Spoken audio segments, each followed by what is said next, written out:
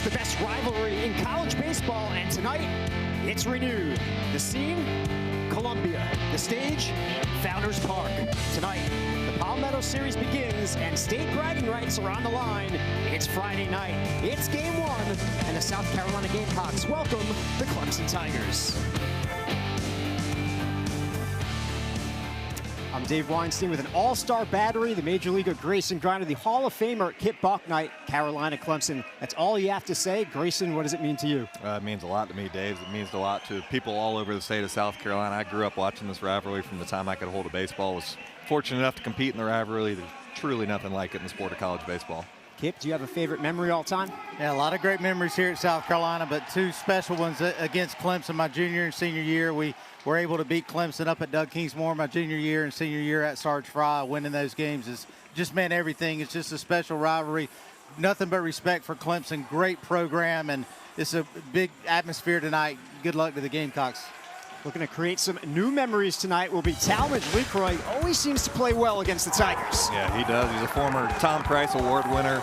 Really become the emotional leader for this team. Behind the plate and at the dish. Multiple hits in 7 of 9 games, including the last 6. Needs a big night for the Gamecocks. Meanwhile, it's the first taste of the Palmetto Series for Nate Savoy. He's been lighting it up. Yeah, Savoy has, Dave. You're right. Look at those numbers at the beginning of the season. 467, 3 home runs, 11 RBIs through 8 games. Been a big catalyst for this Clemson Tiger offense, and they're going to have to shut him down tonight, and it'll be Josh Gunther making his first start of the year. He's been pitching out of the bullpen, a guy that throws 4 pitches. He's got a cutter, a breaking ball, as well as a changeup, and his fastball is going to be 90 to 94. He's a transfer from Wake Forest, and a guy that pitched really well this fall for him, as well as the spring, and he's getting the nod tonight on the mound. And here's the lineup he will face for Clemson. Leading off will be the second baseman, Jaron Purify, batting second to third baseman, Tristan McCladdy, batting third, the left fielder, Nate Savoy, cleaning up the first baseman, Luke Gaffney, batting fifth, the right fielder, Ty Dowley, batting sixth, the designated hitter, Jack Crichton, batting seventh, the catcher, Jacob Gerald, batting eighth, the shortstop, Tyler Lichtenberger, and batting ninth, the center fielder, Bryce Clavon. Here's your series history, 339th all-time meeting. Clemson leads the all-time series. South Carolina leads in Columbia. Clemson has won the last 5. And South Carolina, Grayson, they're looking to snap that streak. Yeah, Clemson's had the Gamecocks a number the last couple of years. Coach Bakich has a great team in Clemson. Again this year, kind of perennial top 20 team over the last couple of seasons. Gamecocks, as you said, looking to reverse the fortune there in the rivalry. First pitch here at Founders Park. Gunther against Purify. And it's a strike on the outside corner, 94 from Gunther. Purify, a junior from Detroit, Michigan. He's a 3-year starter, 2-time captain, and a multi-hit game in the midweek on Tuesday against PC. Sky-high pop-up, short right field. It'll be the second baseman, Craddock. Nope, it's the right fielder, Evans. 1 down. Defense tonight for the Gamecocks. Lazama, Bach, and Evans left to right in the outfield. Harmon's at third, Scobie's at short, Craddock's at second, Hollins at first, and LeCroy is behind the plate. So 1 down. Here's the third baseman, Tristan McCladdy.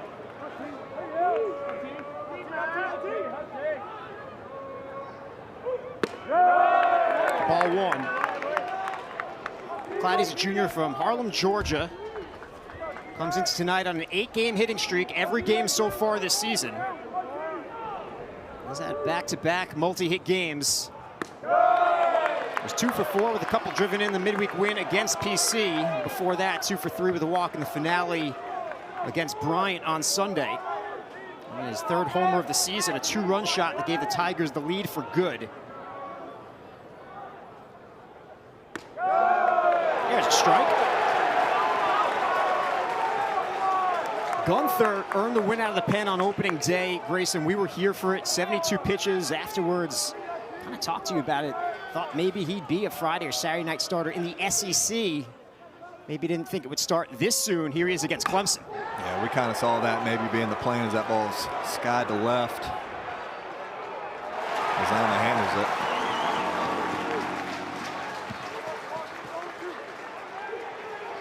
I think they're saying he's safe. Yeah. It's a live play here, boys. I was watching the... Yep. The third base umpire said that he was safe, that ball was dropped. I really thought it was on the exchange, or, you know, to go in to throw the ball to second base, but... He was very nonchalant about it, too. Normally in that, they're going crazy saying he dropped it. I couldn't tell if he was saying, no, it's, it's not what you think. Let's see here. That's definitely on the exchange. Yeah, I mean, I think he missed the call there. The right result happened. Correct. Back to your point, Dave. I mean, Gunther, we kind of saw him being groomed for this type of role early in the season. He was throwing in the 70s pitch count-wise coming out of the bullpen. So we knew at some point he was probably going to make his way into the rotation given his experience. Came to South Carolina. He wanted to be a starter. Savoy in the box.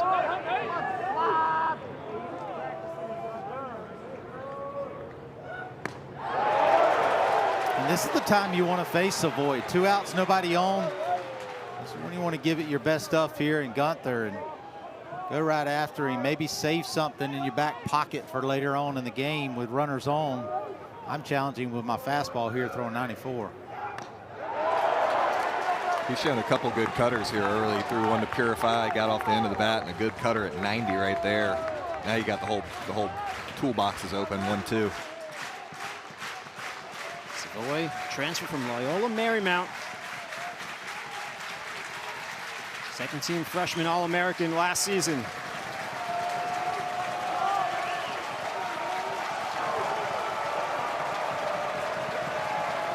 The 1-2. Caught, strike 3. Gunther's locked in. And it's a 1-2-3, top of the first. We'll head to the bottom of the first from Founders Park, scoreless. Clemson and South Carolina.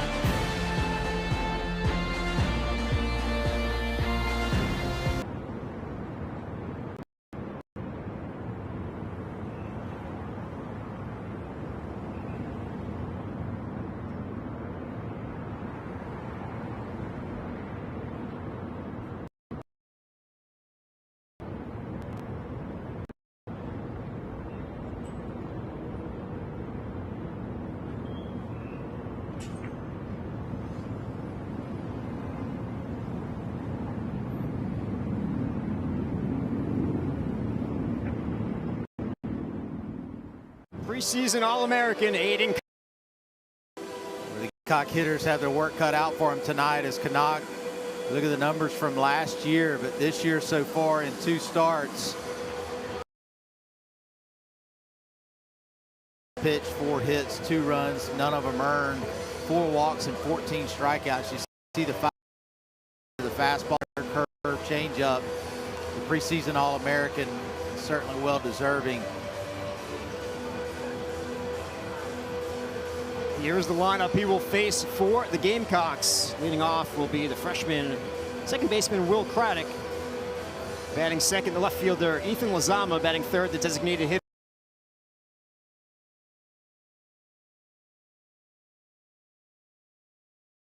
Hollins. Batting seventh, the right fielder Patrick Evans. Batting eighth, the third baseman Dawson Harmon. And batting ninth, the center fielder Tyler Bach. Nice crowd on hand here at Meadow Series. Out the rain, it's about an hour 45-minute rain delay. Yeah, it's going to take a lot more than that to keep fans out of the park for this rivalry. Always a good crowd in all the venues throughout the weekend.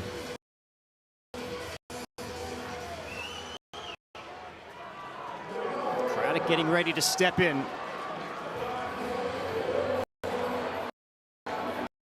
Anderson, South Carolina, enters tonight on a 5-3 with a walk on Wednesday against Queens. He is the SEC co-freshman of the week. And he takes ball 1.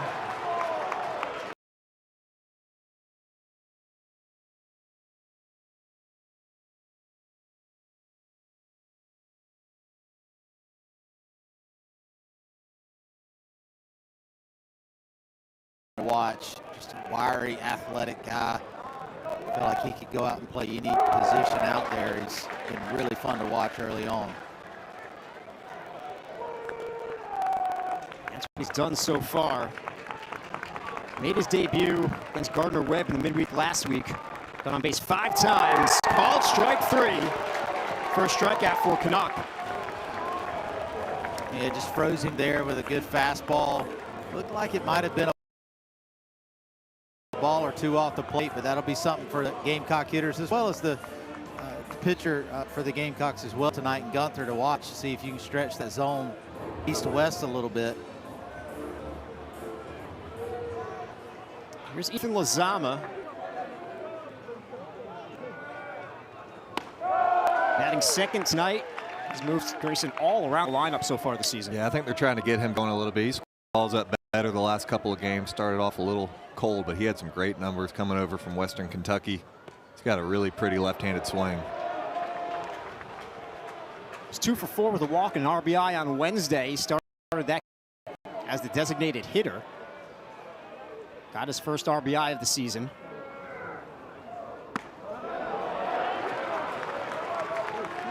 Had a couple of hits over the weekend.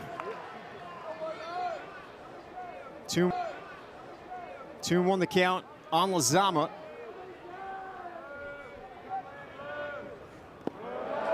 Three and 1. That's the pitch right there. That's going to be key for Canuck. His changeup is absolutely devastating. If the Gamecocks can lay off the strike to ball changeups and get themselves in good counts. But if Canuck's able to get ahead, that's a tough pitch. Yeah, that is. That was dirty.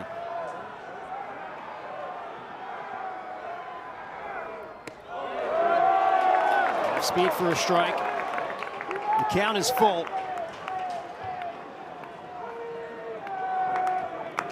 Makes it especially tough when you can throw it 3-1. Yeah. I mean, that's No tough. kidding. Popped up foul territory. Gerald gives chase. Can't get there.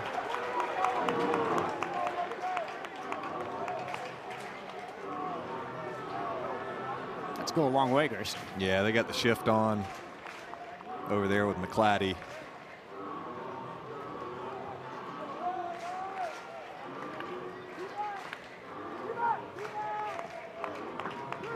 Count remains 3-2 on Lozama.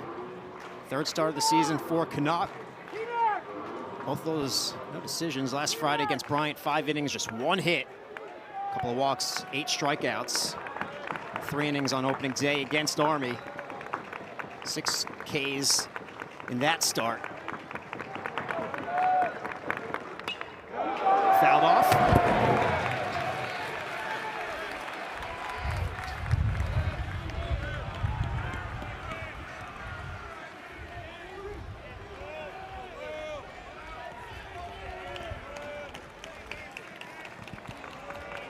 Once again, the 3-2. Oh, that's belted, but hooking foul.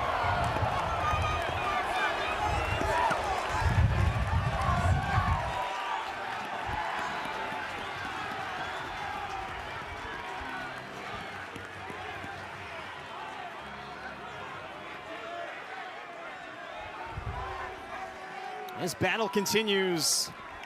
Canuck against Lozama. Once again, the 3-2. Handled at first by Gaffney. 2 down.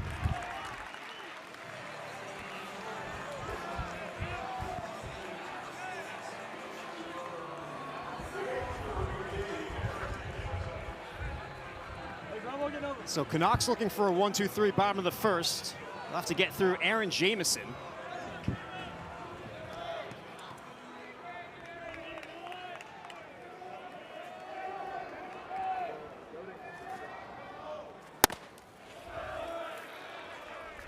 Ball 1.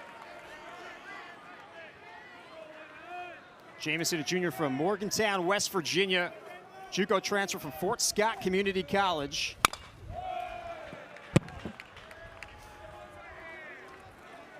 One and 1 the count. 4th start of the season for Jamison. Started in left field on Wednesday. Hit third, went 2 for 4. Hit his first home run as a Gamecock. 2-1.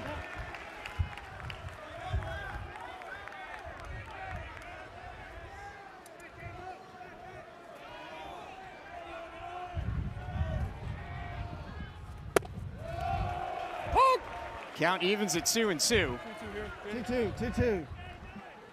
Yeah, there it is again, Kip. He's proven he can throw it in hitters counts, 2-1, 3-1. He's thrown a couple of changeups and landed them. Grounded up the middle. It'll be the shortstop, Lichtenberger, ranging over. He makes the play and throws out Jamison. A 1-2-3 inning for Canuck. We'll head to the second. No score between Clemson and South Carolina.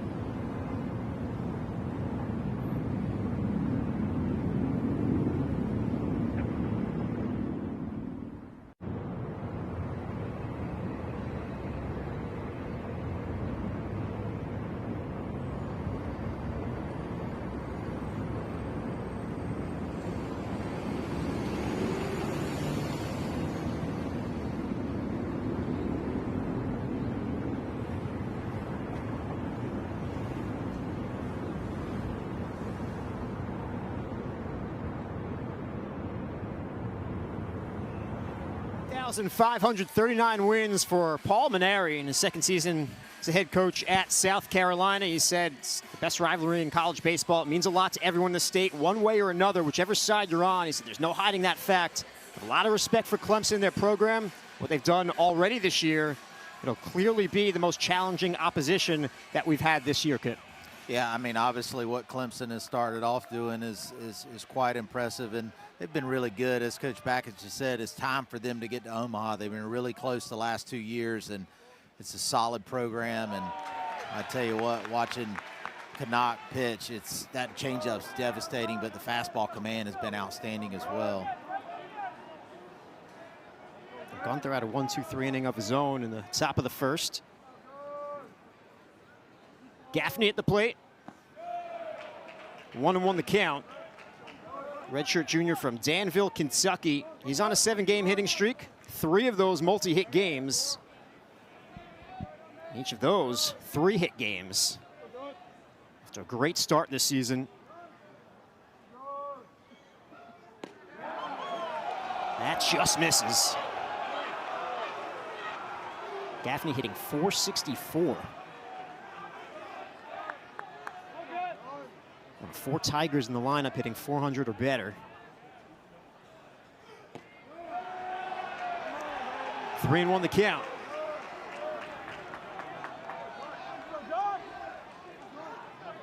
It was 1 for 4 with a double in the midweek win against PC.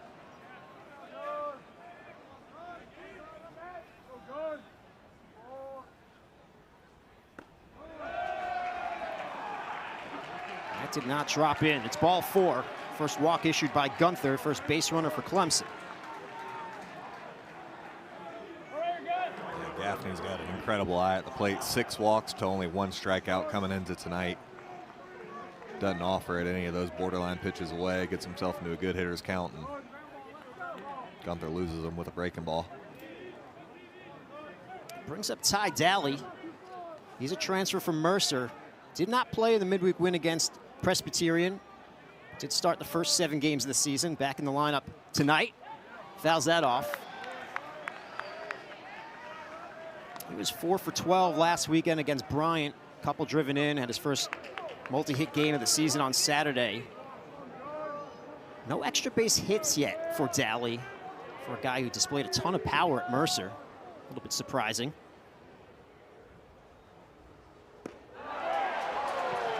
Takes a big cut. It's 0-2.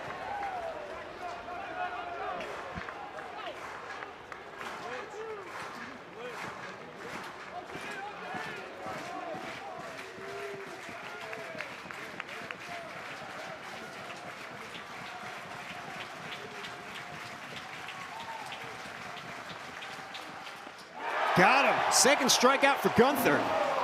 One down in the second. And you get it. Hitter in an 0-2 count. It's a good time to throw that kill pitch, and that was a good changeup. Has some good late life to it, and that broke late off the plate there. Good pitch by Gunther to get the first out of the inning. Gunther had 7 strikeouts in that opening day relief appearance in 4 2/3 against NKU. Crichton takes strike 1.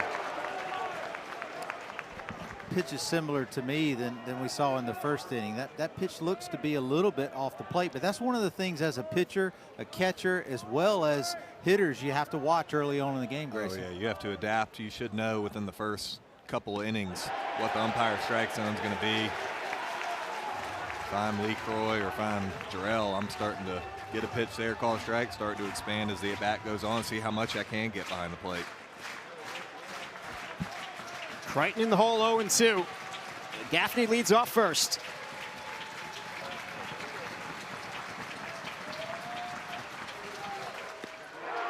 Missing off the outside corner. LeCroy tried to bring it in.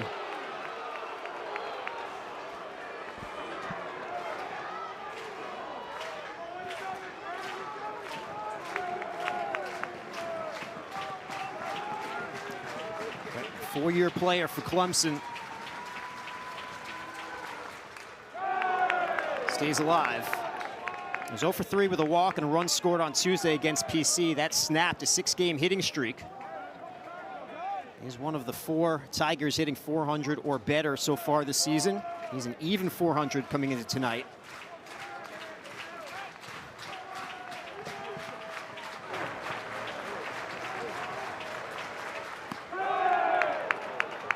Count evens at 2-2.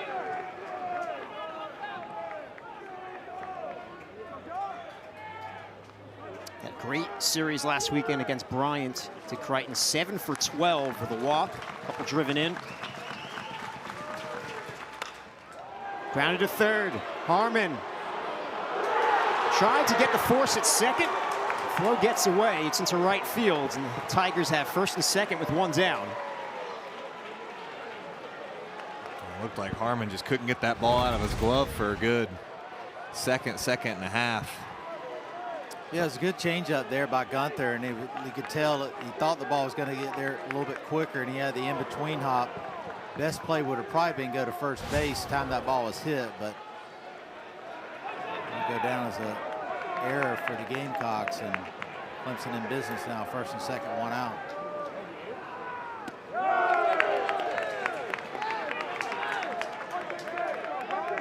RBI opportunity for Jacob Jarrell.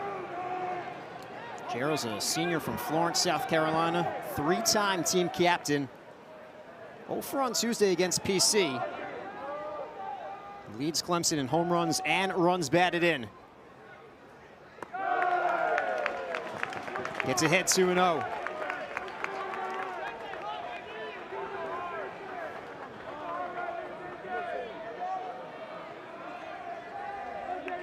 Gunther had a tough last outing against Army. Was disappointed, thought he let the team down. Opportunity to carry the team tonight on a Friday night against Clemson. Delivers a strike. It's the matchup with the preseason All-American and Aiden Canuck. You know, Kippy was really excited for this start.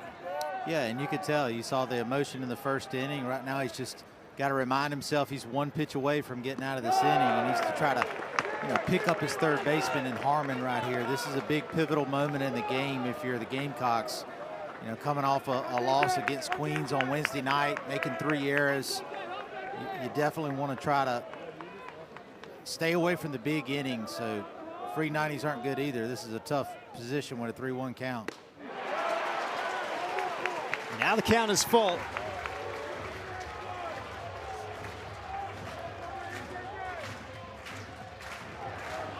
Luke Gaffney leads off second. Jack Crichton leads off first. The 3-2. On a line of left, Lazama is there. And now they'll get Crichton off second. Gaffney off second. And that'll do it for Clemson in the top of the second. A base running blunder. Yeah, that's how you pick up your third baseman right there. The ball's hit on a rope. Lozama comes right to him and just catches the runner off too far off second. Keep it scoreless going to the bottom of the second.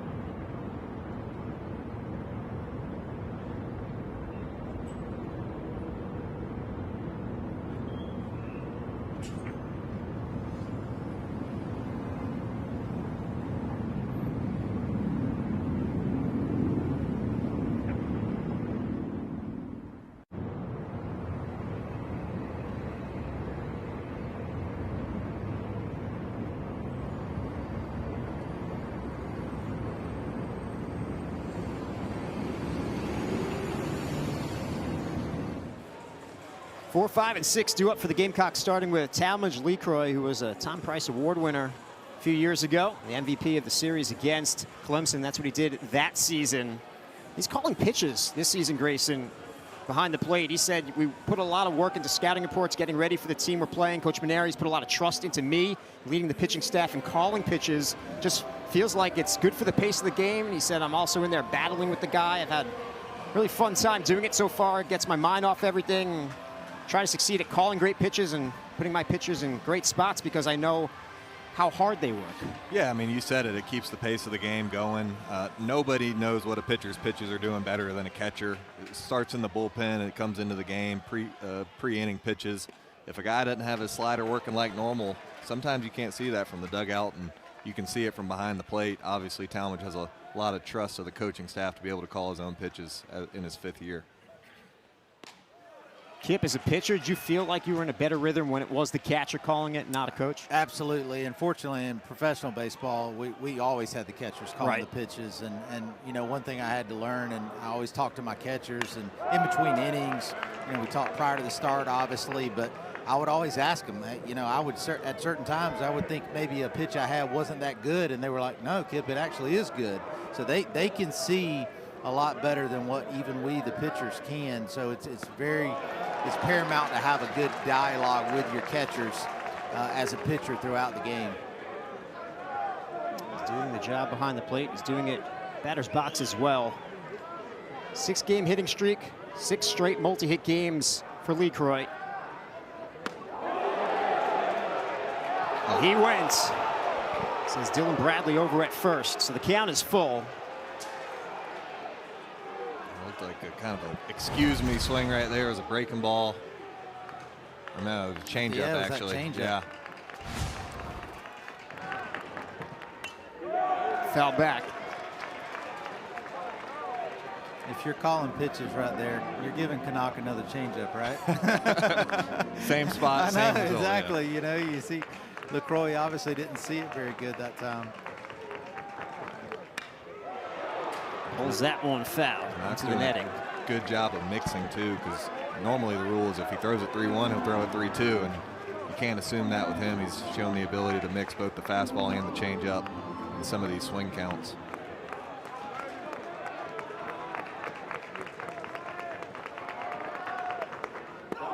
It's ball 4. Fired up LeCroy will take first.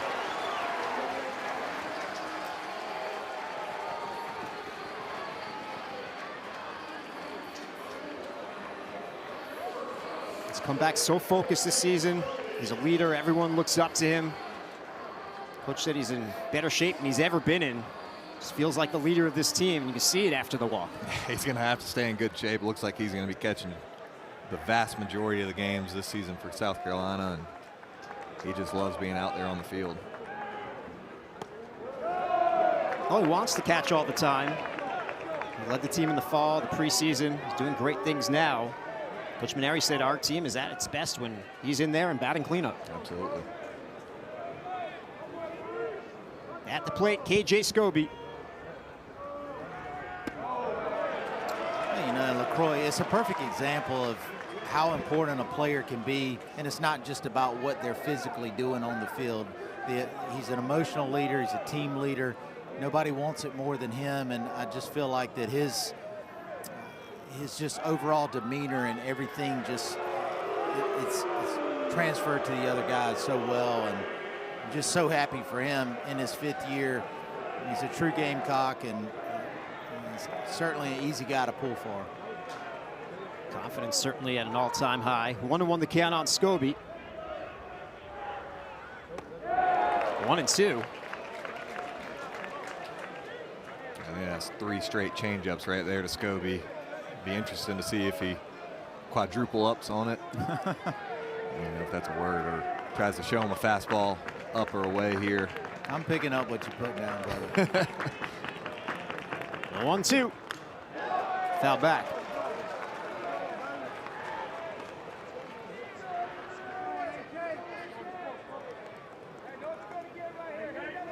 Scobie had a multi-hit game on Wednesday against Queens, his 5th of the season. He was 2 for 5 with a couple of runs scored.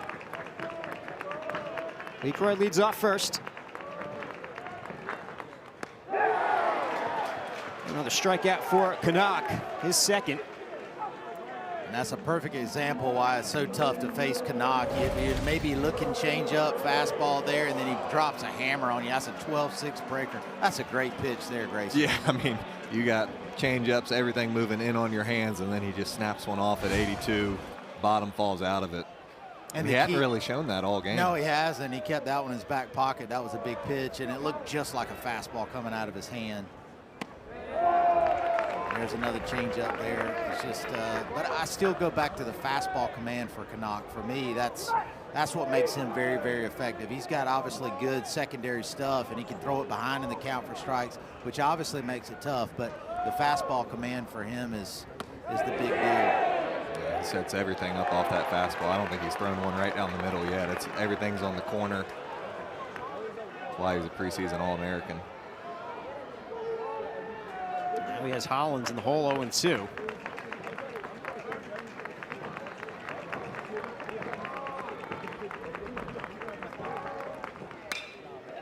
Chopped up the middle. Stepping on second, over to first. It's a double play. Lichtenberger shining on defense for Clemson. And that'll do it for the Gamecocks in the bottom of the 2nd. We'll head to the top of the 3rd, scoreless from Founders Park.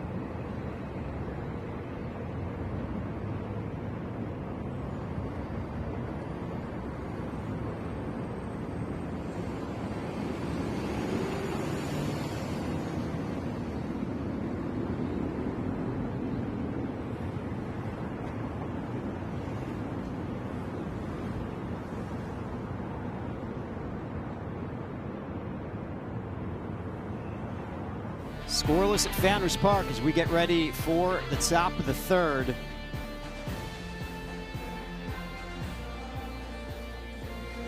Bakich is the head coach for Clemson.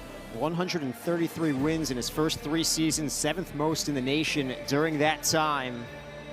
Only 2 programs with 44-plus wins each of the last 3 years. And regional hosts each of the last 3 years as well. Excited for this weekend. He said it's the greatest rivalry college baseball has to offer. There's no better rivalry than Clemson and Carolina. We have the utmost respect for this rivalry, the way it's prepared for. Put a target on it all year long. It's how we show respect for the rivalry. So the preparation has been going on since August. Grayson, we're excited to get down to Columbia this weekend. I know it's going to be a hell of a series. Yeah, saw the numbers there. He's done a phenomenal job at Clemson going into his 4th year here. And this is now his 4th Palmetto series. He's done a great job with the Clemson squad in that series, but we talked about it in the opener. There really is nothing like it. He was at Michigan before. Obviously, Michigan-Ohio State's a big rivalry, but college baseball is not as big up in the Midwest as football. Down here in the state of South Carolina, college baseball is huge between these 2 programs. And remember, he was an assistant. Said the bar was set in 2002 when he was an assistant because Clemson was ranked #1. South Carolina was an Omaha team that year, played for the national championship. Said you had to have a top matchup there. At least that's what it ended up being, because Clemson finished a national semifinalist, and Carolina finished the runner-up. You add the environment of Sarge Fry Field, Tiger Field, and at both places, he said it just felt like everyone was on top of each other. It was so loud, pure octane intensity, set the bar really high, and then coming back a few years ago, said Friday and Saturday were really intense. The Sunday game, so we got our butts kicked, but South Carolina's fans were really into it, a great atmosphere.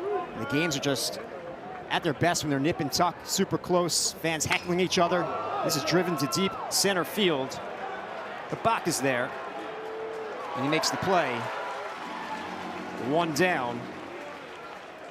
And weather, of course, won't deter these 2 fan bases from coming out, making it the environment that it is.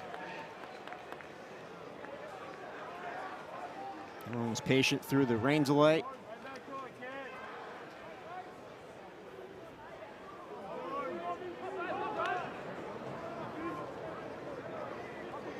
There's the #9 hitter, Bryce Clavon.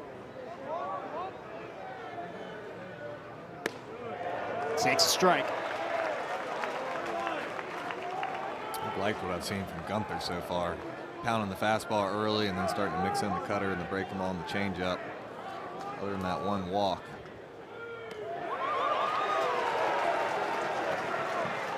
Gets ahead 0-2.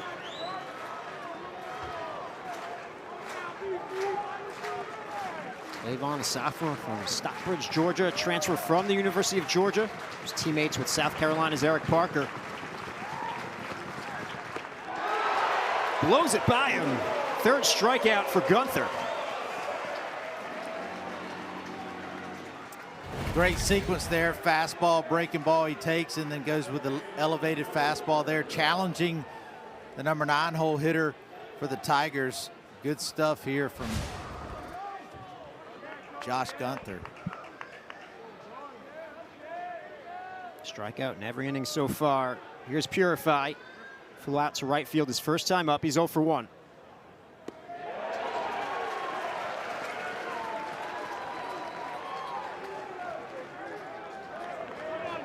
.355 hitter, no homers, and 3 driven in.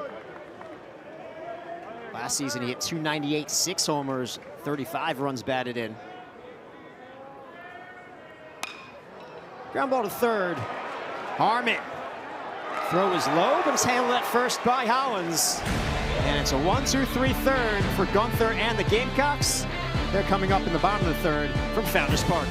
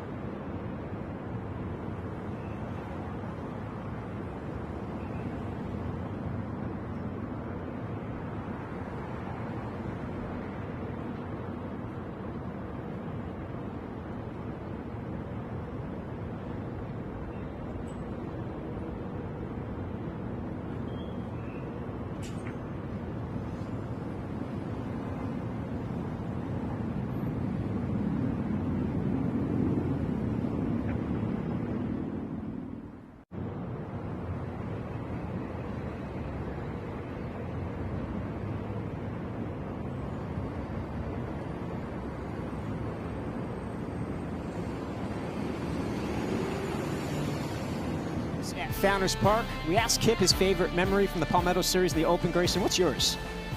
It'd have to be my junior year. #1 sweeping Clemson, but Friday night at Founders Park, I think it had to be completely sold out here. We were down 6-1 middle innings, and I hit a grand slam to get us back in the game. We ended up coming back and winning 9-6, and then went on to sweep the series, and it was awesome.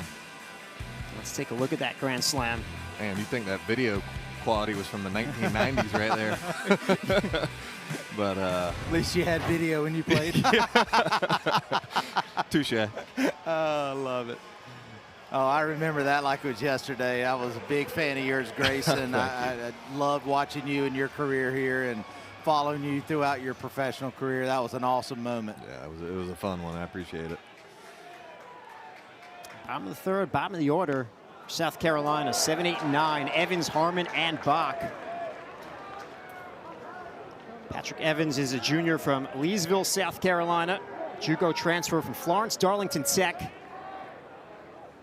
On a line to left center field. It drops in for Evans. First hit of the night for the Gamecocks. Talked about it all season. I just love watching this kid play. He's not the biggest guy in the world.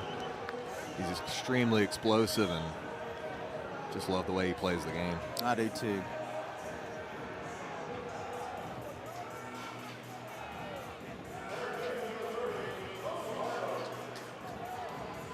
There's another JUCO transfer, Dawson Harmon.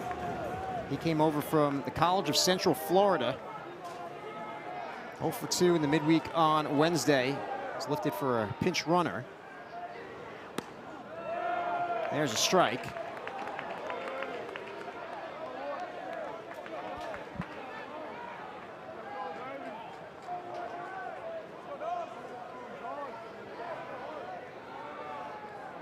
JUCO All-American. That's a foul ball.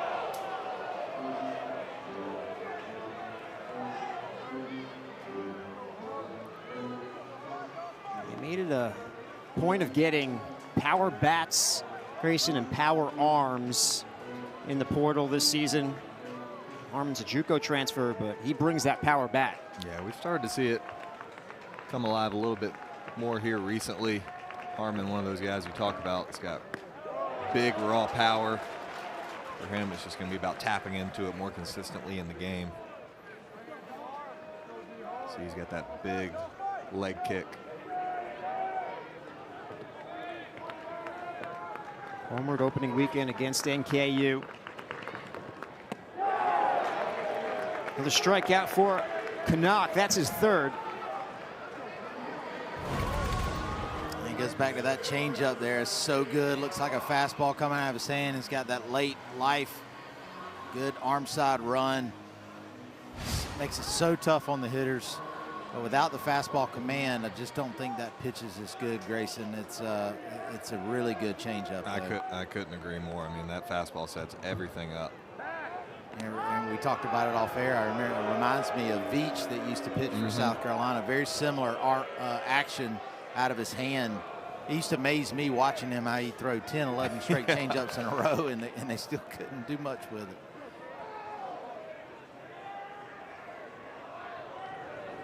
It's a rare changeup because the speed difference between fastball and changeup's usually 10 to 12. And Canuck will be mid-90s, and that changeup 76, 77. It's unreal. Some pros throw him over and over as well, like Devin Williams, Major Leagues. Yeah, that's not when you know you've got a plus pitch. It's obviously really good, but you know, I can remember watching Veach at times going, gosh, if he threw some more fastballs, because his fastball was good. His fastball was 92, 93, maybe even a little bit a touch higher, and his fastball command was good, and you know, it's everything just is based off of that fastball command. 1-2 the count on Bach. Wofford transfer. Broke out Wednesday against Queens, was 3 for 5 with 2 runs batted in. Hit his second home run of the season, 2-run shot. Evans leads off first. Count evens at 2-2.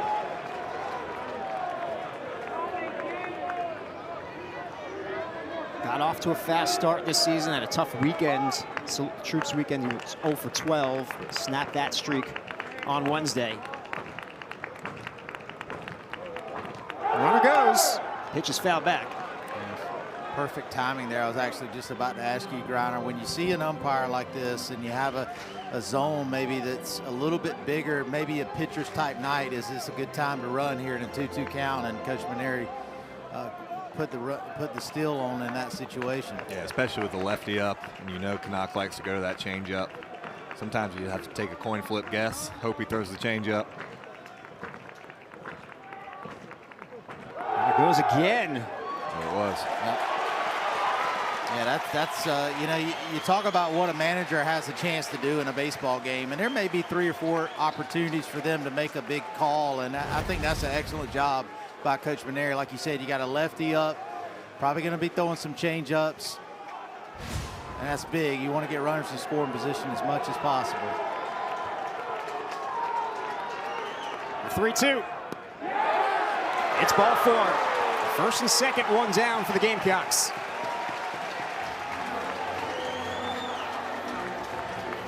Lineup turns over. Will Craddock due up?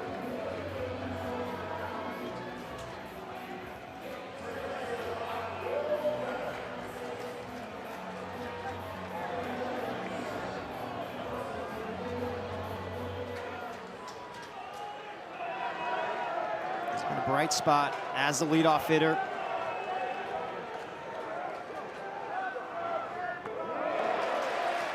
Takes ball 1. Craddock hitting .474. Couple of homers, 6 driven in. We're gonna have a meeting on the mound for Clemson.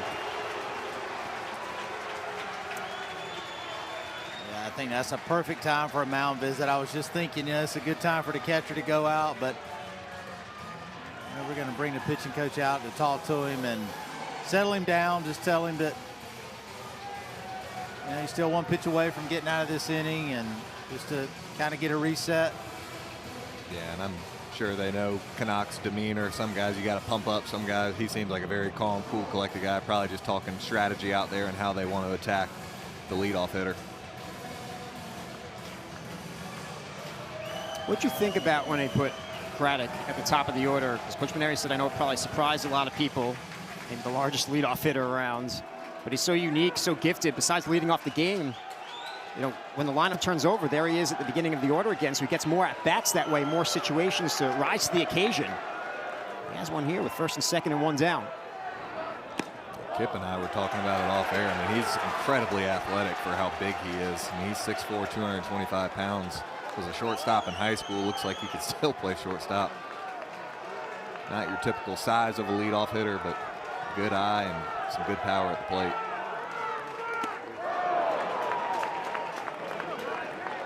And I think the biggest thing you say there too is getting him more opportunities to get up the bat, and that's what happens when you put him at leadoff. You know, you think about it, if you're down on a run or 2 and you got 8-9-1 coming up in the last inning and he's batting 3rd or 4th, yep, you might not get to him.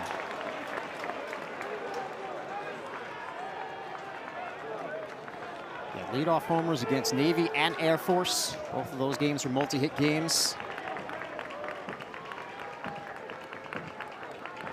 The 2-2 skips in. Now the count is full. I'd expect the Carolina crowd to get loud right here. First and second, 1 out, full count. Good speed too. Do you send Evans and Bach? I think I'd probably hold tight here.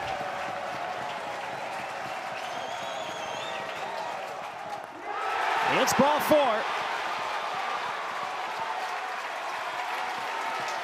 The bases are loaded with Gamecocks. 1 down here in the 3rd. Back-to-back walks issued by Canuck.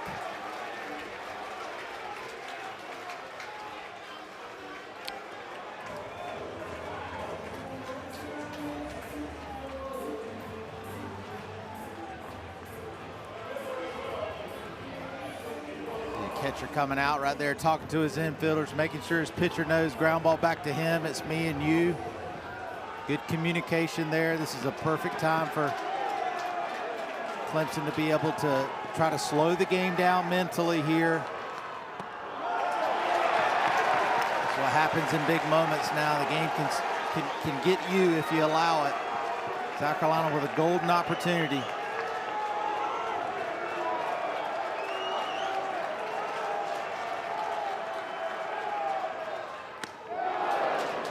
One the count on Lozama. Grounded out his first time up. He's 0 for 1. Transfer from Western Kentucky. Yeah, Lozama's got those long arms too. You can see Canucks trying to get up and in on his hands, not let him get extended. Right there. Good read there, Grayson. I totally agree. I'd stay there, and if this would really be a good time for a strikeout, I'd go back to that breaking ball, down back foot breaking ball right here, because I feel like the changeup, if he sees it, running back to the barrel. Yeah, it runs back to the barrel.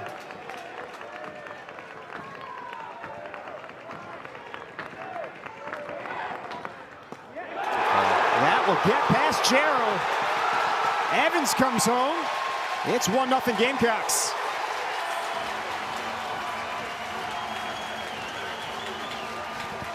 You said it, Kip. Things speeding up a little bit for Clemson here this inning. Couple balls have gotten past Gerald. Big one there as it allows the first run of this game to score. Yeah, and I think that's one he probably wishes he had to do again. I think that was a very catchable ball. But you're right. I mean, it's South Carolina continues to be in a good position here and need to put up a crooked number. That was a good pitch right there. That was a good battle from Lozama. That's exactly what you're looking for that back foot strikeout pitch. Lozama, last season's Conference USA Tournament MVP. Led the Hilltoppers to the Oxford Regional. He's a 3 seed at 336, 15 homers. Had 60 runs batted in.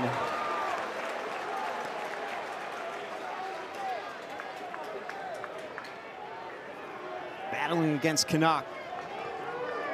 Second and third, one down.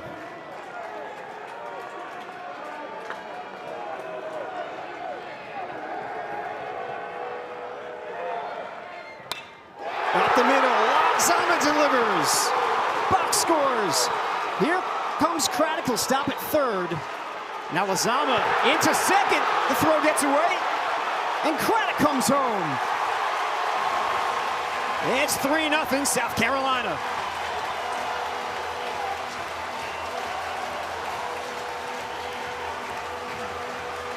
I think this home environment's getting to Clemson a little bit.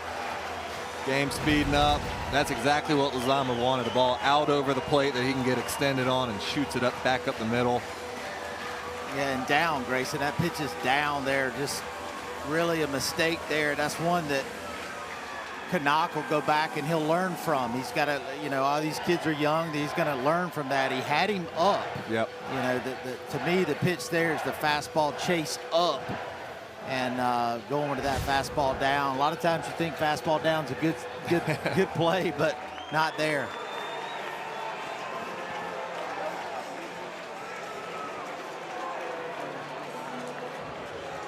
Coach Hendry held Craddock there, still one out, was going to have runners on the corners.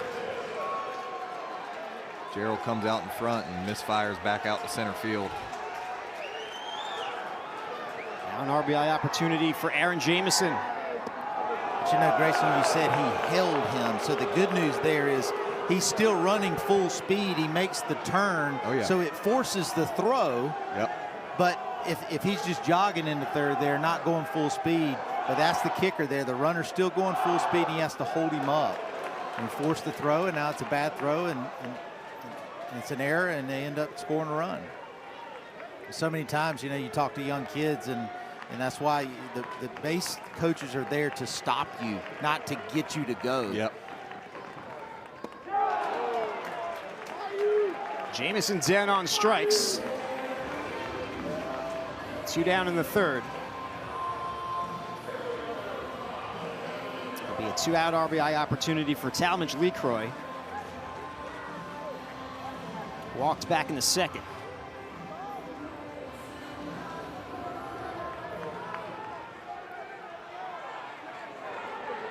.182 career games for LeCroy.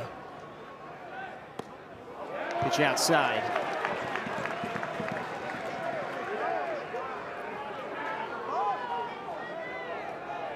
In line to be the 17th Gamecock to play 200 games, the first since Adam Matthews. Played from 09 to 2012. Pitch up high.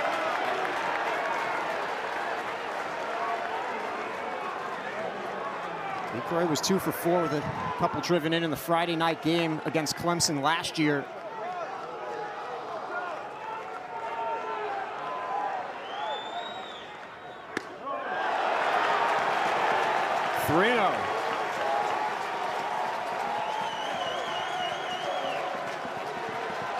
Green lighting here, Grayson? I honestly think I would. No, I would. Absolutely. What do you have to lose, right? I know Canucks been struggling to find the zone this inning, but you got your 5th-year senior up there, runner in scoring position, 2 outs. Give it to him. And that's coming from a guy who never swung 3 I know. I'd love to see him have the green light right there. This is not necessarily a chance to knock him out, but this is a big time at bat here where you could really do some damage.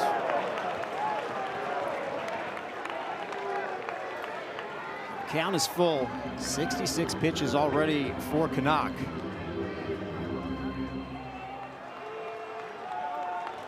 Zama leads off second.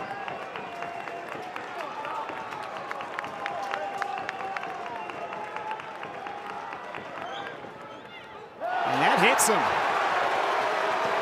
So he's aboard for the second time tonight.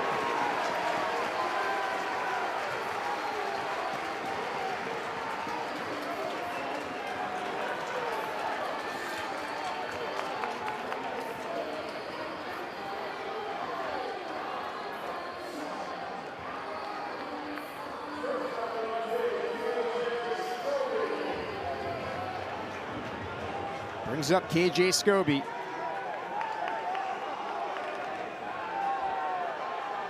Two homers in the season for Scobie. Attacks the first pitch and drops it into right field. Lazama's coming home. They get LeCroy at third, but Scobie drives in another run. South Carolina takes a 4-0 lead after 3. Hopefully LeCroy's okay. The emotions of the Palmetto Series. South Carolina, they've come to play. They lead Clemson 4-0 through 3.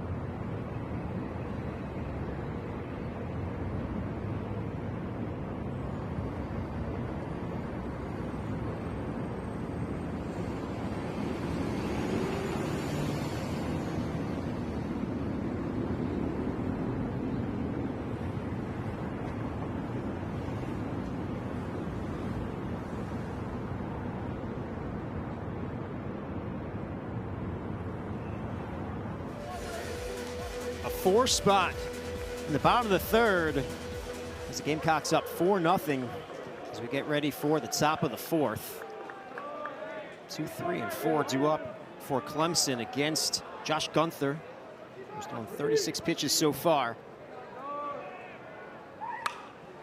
High fly ball, right center field. It'll be the center fielder Bach. You already know what I'm about to say, Kip. How important is a shutdown inning right here after that? It's so important. And right here, again, you're facing Savoy with 1 out, nobody on. First time 2 outs, nobody on. Yep. This is, if I throw 94 miles an hour, it is, here it is, hit it. I'm going right after him. It's a 4-0 lead. I want to keep something in my back pocket for him down the road. See if I can get a 5 or 6 pitch inning. You want to pitch into the 6th, 7th, 8th inning as a starter. You've got to be able to take advantage of situations like that. And I tell you, going back to that cutter, we talked about it. I think he ended the inning last inning with it. That's a good pitch too. It's just like a fastball. That's been his key today, is having the ability to control that cutter, go corner to off the corner, get it off the barrel. He's done it a couple times here tonight.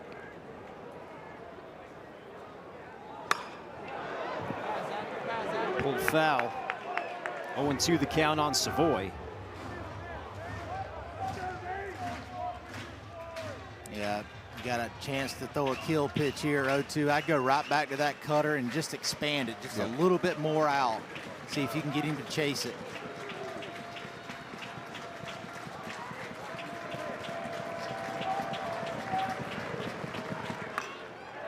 Goes with a changeup, good pitch. Great athletic play there.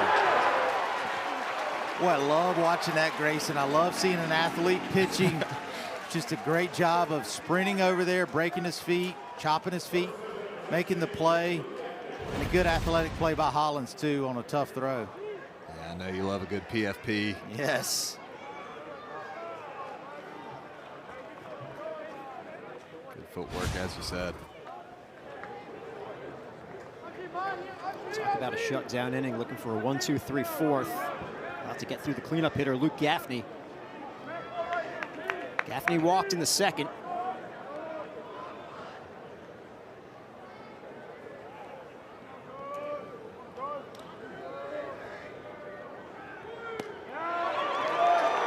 Strike 1. Gaffney in his 2nd season with Clemson. Last year he hit .271. Hitting .464 after a great start in 2026. That's looped over the head of Hollins. A 2-out single for Gaffney.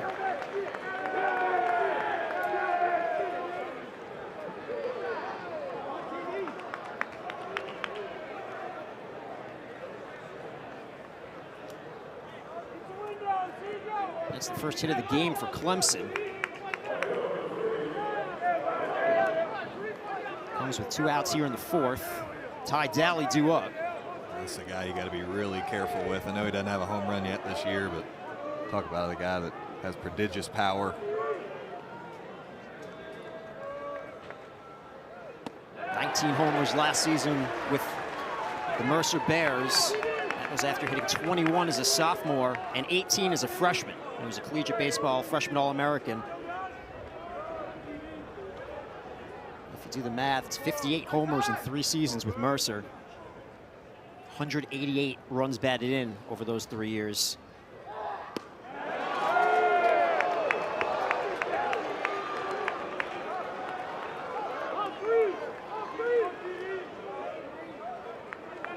'71 runs batted in as a sophomore.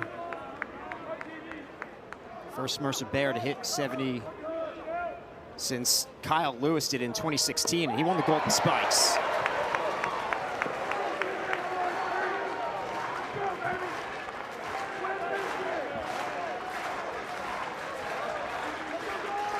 One and 2 the count on Ty Daly.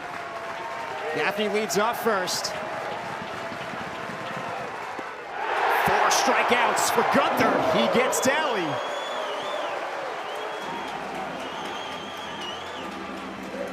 Really good stuff from Gunther there. Goes with the changeup, curveball, changeup combo. Love to see the excitement.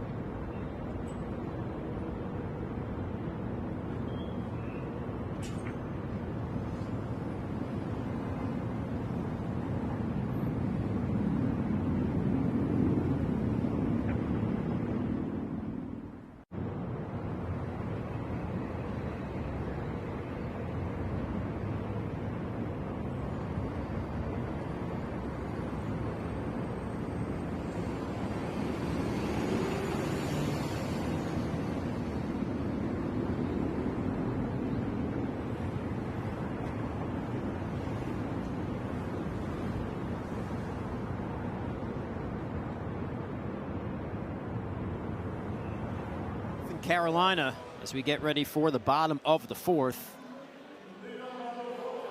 Canuck having some trouble tonight. As good as he's been in his career, he hasn't been as good against the Gamecocks. Even last year, 4 2/3, gave up 3 runs on 4 hits.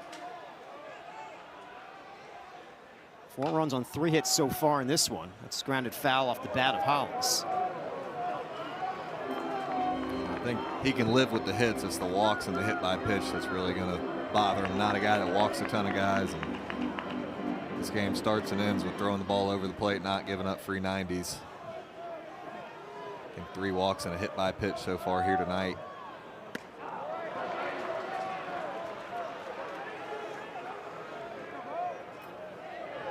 Hollins grounded to a double play his first time up. He's 0 for 1.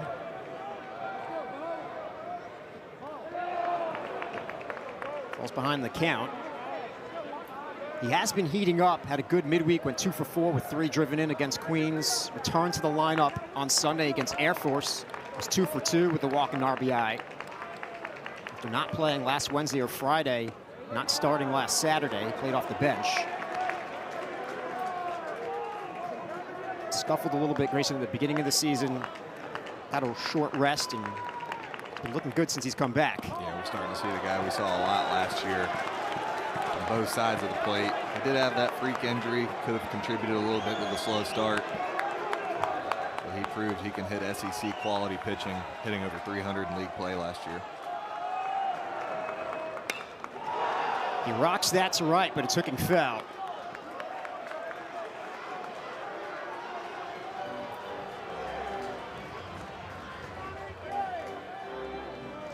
I mentioned the injury. It was to his non-throwing shoulder. Bothered him in the preseason. He strikes out here. 5th strikeout for Canuck.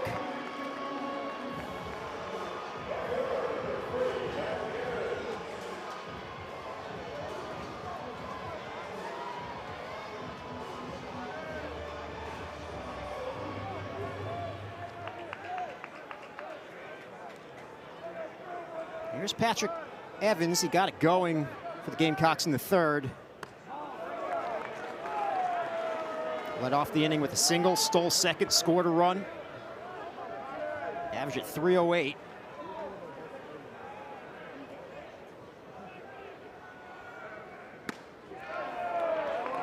One and 1 the count.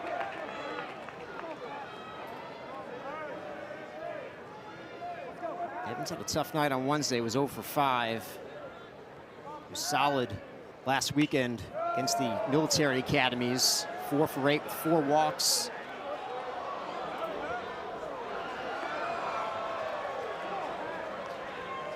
He's been a doubles machine, 5 doubles in his last 5 games. A pair of them on Sunday against Air Force. Called, strike 3. Back-to-back strikeouts for Canuck. 2 down in the 4th. Yeah, Canuck doing a good job of mixing things up. Probably looking for something off speed there. You definitely froze him with the fastball in. Really hasn't thrown the fastball in to righties much at all tonight. That's why scouts certainly love to watch this young man pitch. That's big time. Harmon's the left side. Lichtenberger, a long throw. Gets Harmon. That's a 1, 2, 3, 4th for Canuck. We'll go to the 5th. South Carolina leads Clemson 4-0.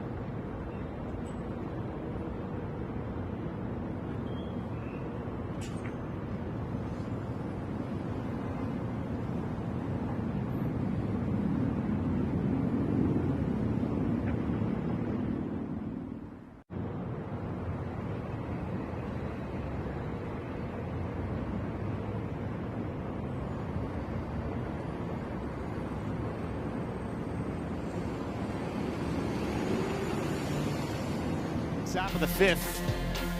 4-0 South Carolina on the pitching of Josh Gunther.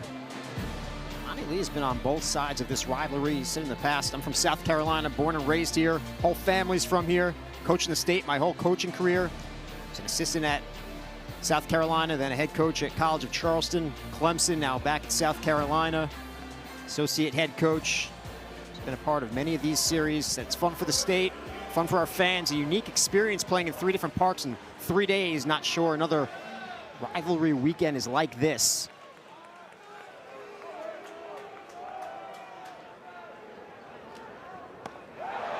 It's intense, it's a lot of fun, and Carolina has the lead so far, 4-0.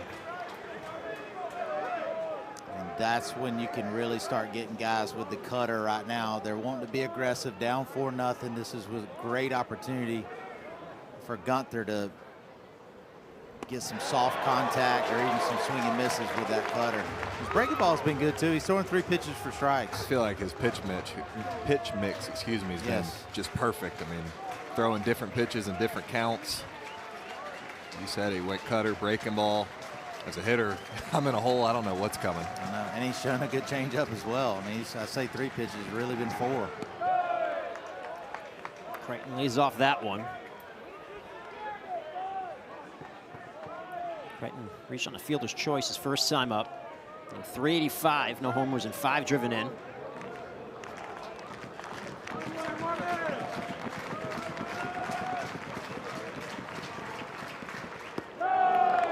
Two and two.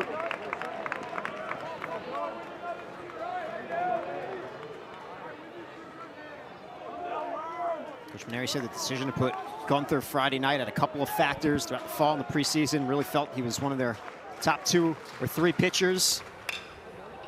Grounded it short. Scobie gobbles it up. The throw is low.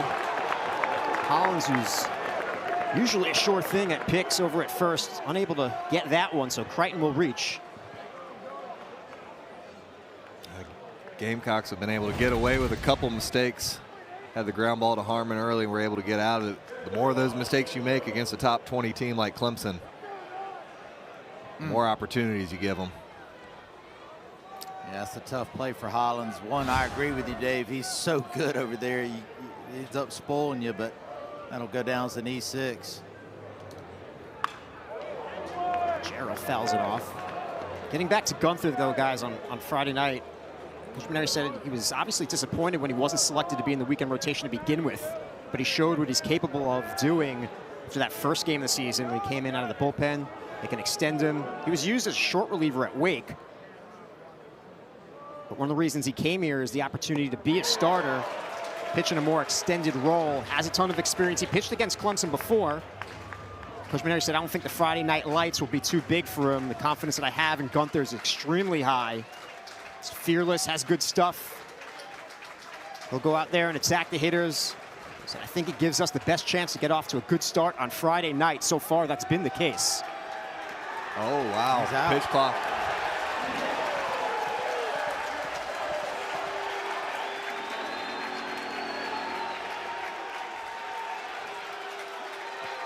Here comes Coach Bakich to have a chat with Danny Cricks. This is such a tough spot as a catcher, too, because you spend the whole game developing a rapport with that home plate umpire, and then he rings you up on a pitch clock. You got to put the gear back on and go hang out with this guy for 4 more innings.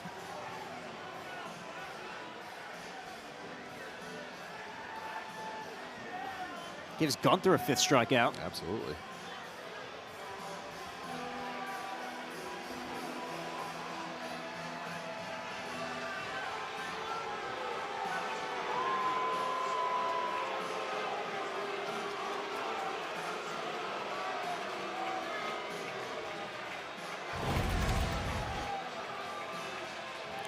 See Gerald's head's down. I guess the threshold's 8 seconds. You got to have your head up by 8 seconds. That's a guess. I don't know.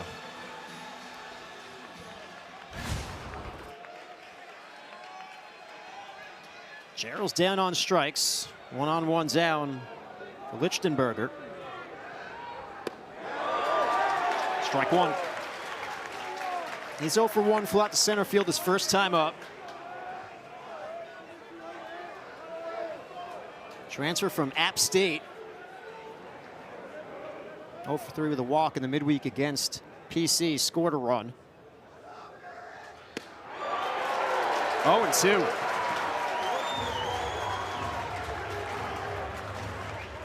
Talk about the pitch mix. I don't think I've seen him double up once. I was about to say, something different every time. Great time to double up inside fastball right here.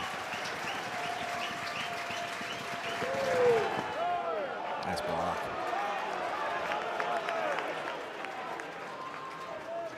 That's big right there. Keeps the double play in order. Keeps your runner out of scoring position.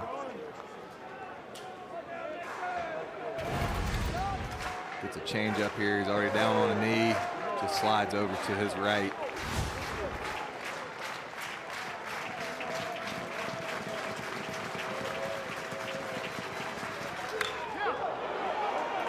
Line drive towards the gap.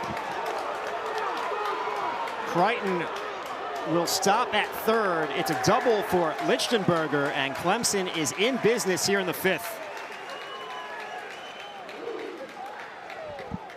Lichtenberger really crushes this ball. Great job by Tyler Bach sliding over and preventing a run from scoring. It looked like he may have tried to go fastball in there. That pitch just ran back over the middle of the plate, up in the zone. Really good piece of hitting there by Lichtenberg. But you're right, great sliding play by Bach to really save a run there. Probably would have been a run scoring double. Got it in really quick. That's how big that error was. And it would be runner on second, nobody out. Now you got second, third, one out. And this is where you got to be very disciplined as a starting pitcher. It's hard not to try to, put up a zero. This is where you got to stay out of the big inning, just get 2 more outs. Now when it's 0-2 though. Now I'll go for the strikeout. Now you can go for the strikeout. Struck out Clavon in the 3rd. One of his 5 Ks so far.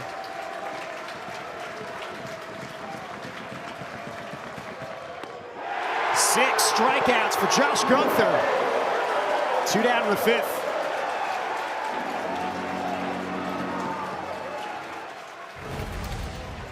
Well, another curveball, then change-up combo. That is a really good pitch right there. Yeah, that's not a spot that's going to hurt you either. Change up, breaking down, and finishes right at the knees. Big out.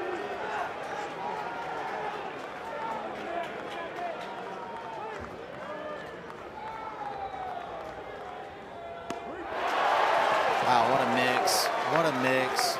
First pitch cutter. And I'm with you. I don't know what's coming right here. You make I'm going to guess curveball. Yeah, that's been a sequence he's done quite a bit, is cutter curveball to the righties.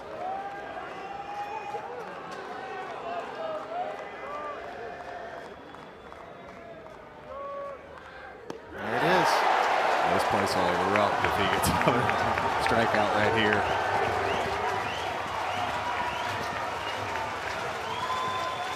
Oh, and 2 the count on Purified. Second and third, 2 down.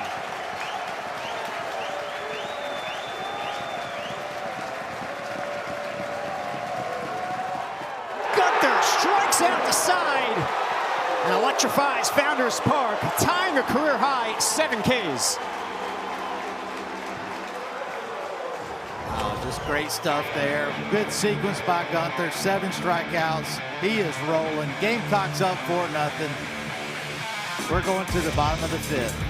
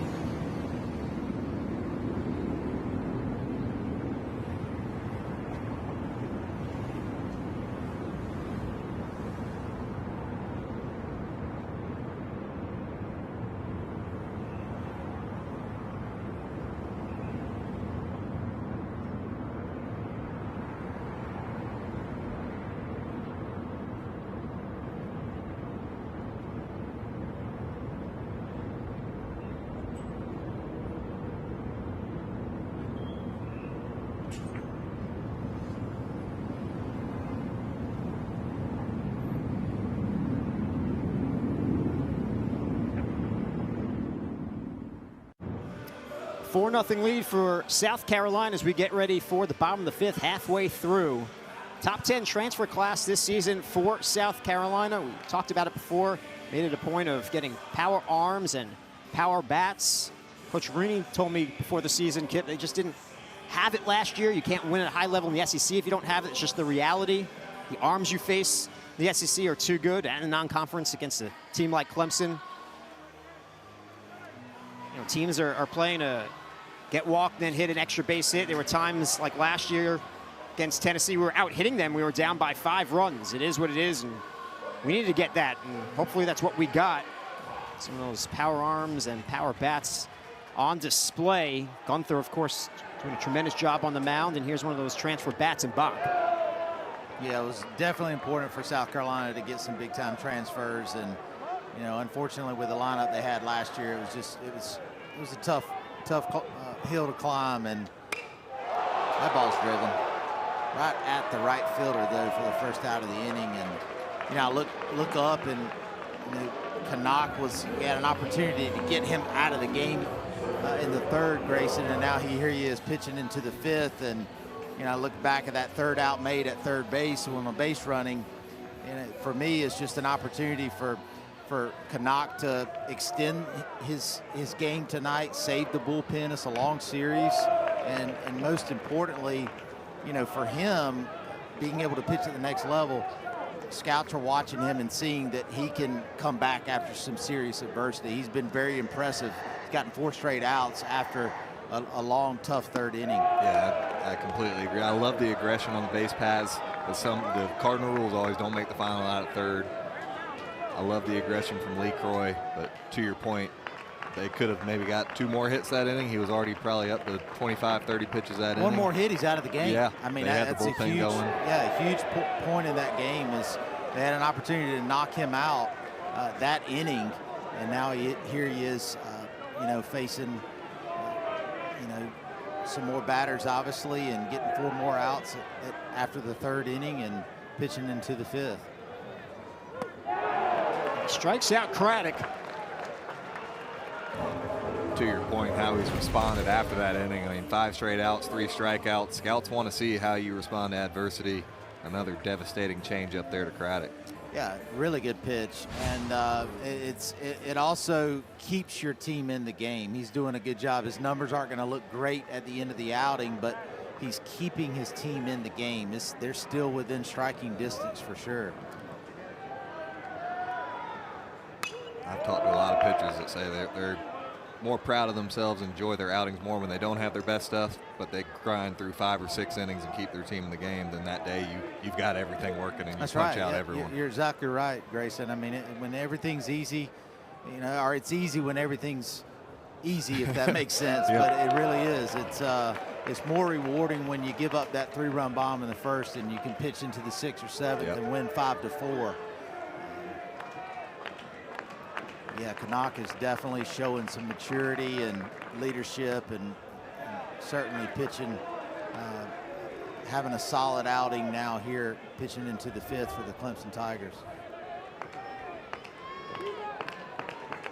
And it helps control the momentum. South Carolina had all the momentum. Obviously, that was a big momentum shift that could have went Clemson's way last inning, but big strikeout there again. 6 straight outs from Canuck as he is back to doing what he was doing early on. Good stuff from this young man.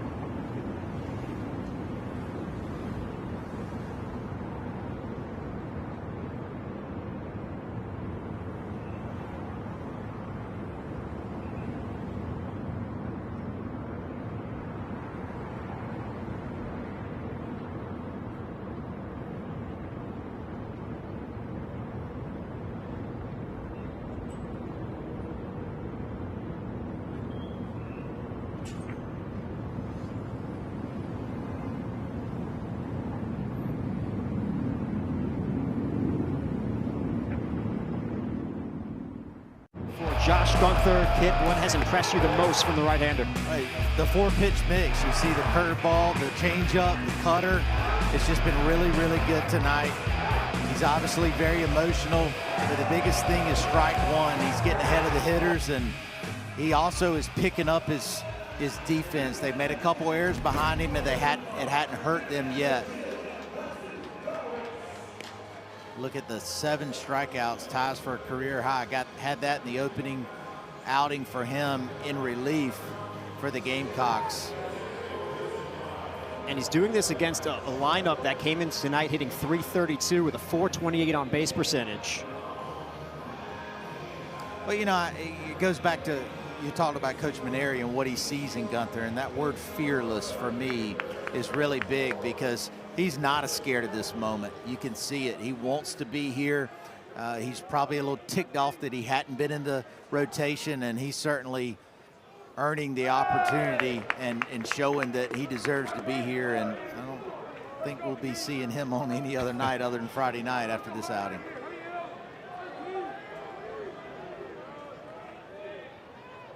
Two, 3, and 4 due up for Clemson. This is McClatty. 2-0 the count. He's 0 for 2.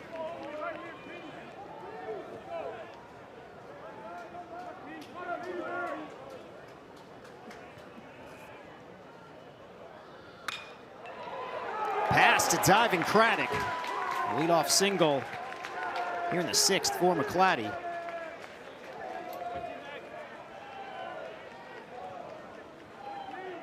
So this for me is kind of like that 2nd and 3rd 1-out situation here. That runner at first means absolutely nothing. I'm not saying you don't want to worry about him stealing a base, but this is where you get 3 outs. Yep. Do not worry about him.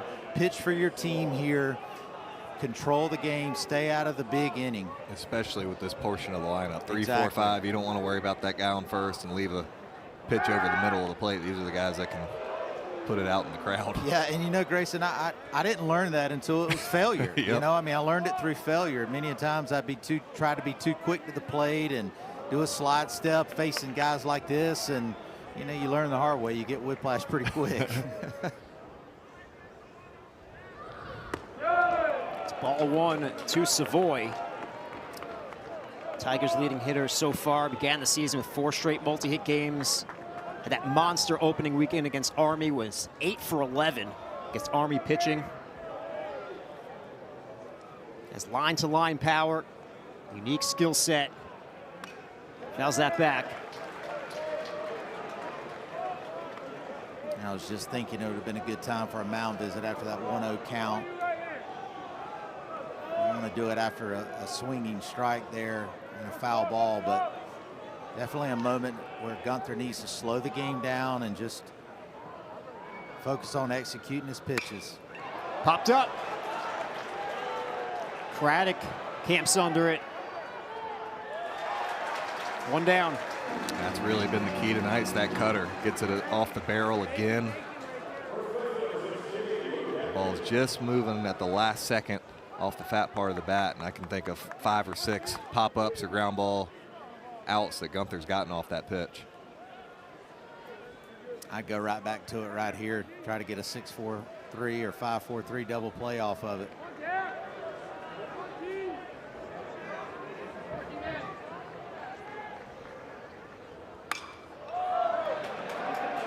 Fly ball, short left field's coming in is Lazama. He retires Gaffney.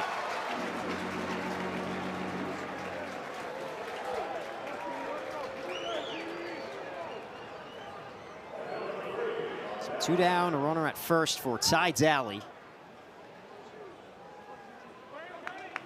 D1 active home run leaders. There he is on top of the list. All that production done at Mercer with the Bears. He had a career OPS over 1,000 there in 3 seasons. He's ranked the number 31 transfer hitter in the nation by D1 Baseball this season.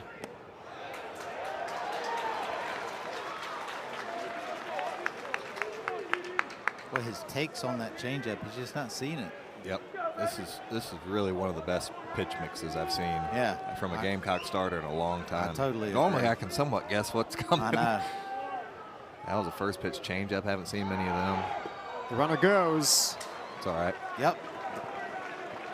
Stolen base for McClatty. I've been waiting on him to go because he's come and said he's not really changing his hold times too much, and that's okay in this situation. And that's something he can learn from and talk to his coaches in the dugout. And to your point, it was a quality pitch. 0-1, now you're 0-2. Exactly. That's right.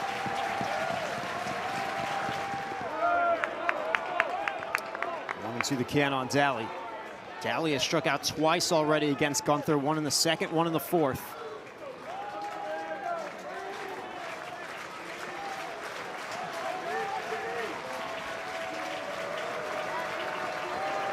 McClatty leads off second. Low 1-2. Grounded foul. This is where I really feel like Gunther could go with that fastball in right here. He's got him looking out over the plate. Everything's been slow, or either the cutter in, but I think he's gone. Cutter, changeup, curveball, last 3 pitches go up and in on the hands. Another changeup. That was the spot to do it, though. Now 2-2, you just go with what you feel most comfortable with and can get a swing and a miss. 1-2 is the spot to try and set that up. Fans here at Founders getting behind Josh Gunther.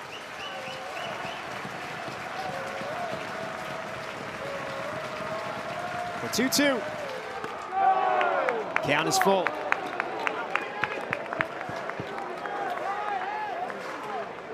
First base is open. Jack Crichton's on deck.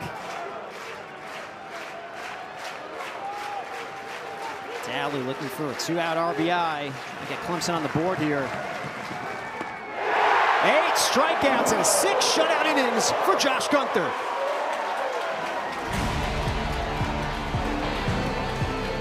A heck of a first start for the Gamecocks. We'll go to the bottom of the 6th. It's 4-0 Carolina.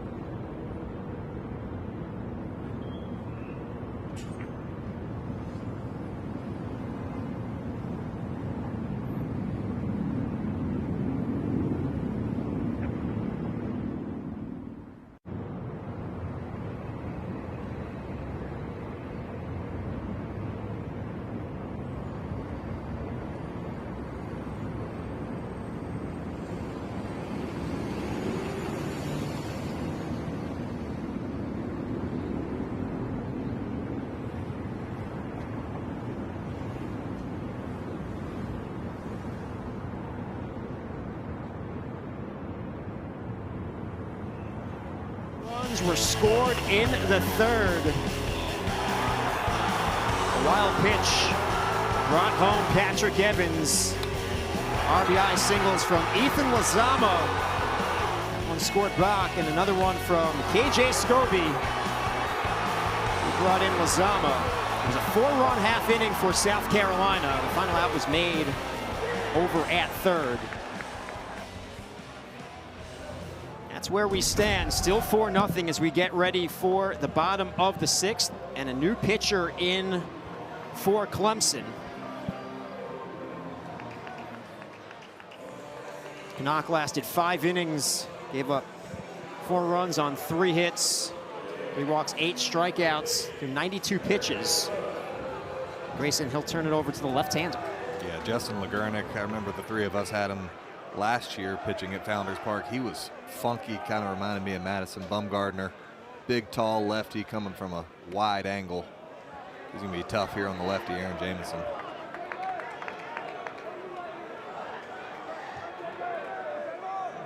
Third appearance of the season for LeGurnick. He's given up a couple of runs, but neither of them earned. Opponents hitting just 154 against him so far.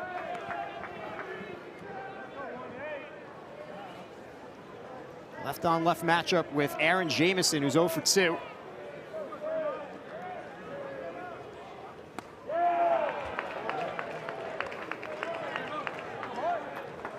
Jamison pretty well traveled, spent his freshman season at his hometown school, West Virginia, played in 44 games with the Mountaineers. Last season, the JUCO level, Fort Scott Community College. Lays off, the count evens at 2-2.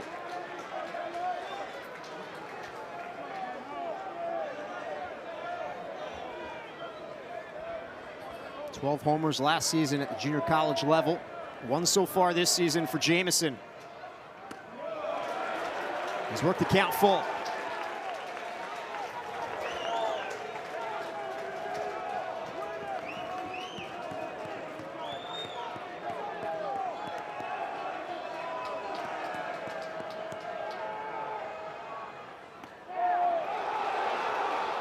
And the ball gets away. Jamison makes it to first safely.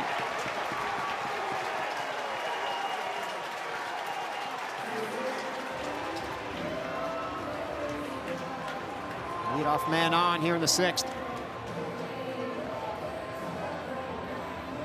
I was just thinking, with a 4-0 lead here in the 6th, South Carolina's going to be looking to try to manufacture a run. Didn't maybe think they'd get the inning started that way. The drop third strike. Just a ton of movement on that fastball from LeGurnick. Gerald, yeah, I would imagine unable he'd be to a tough guy to catch. That it's wiry. He's got a little bit of a funky delivery. He hides the ball real well. I would imagine a tough guy to square up. LeCroy walked in the 2nd, was hit by a pitch in the 3rd. Came into the season with a on-base percentage for his career over 400. Right now it's at 561.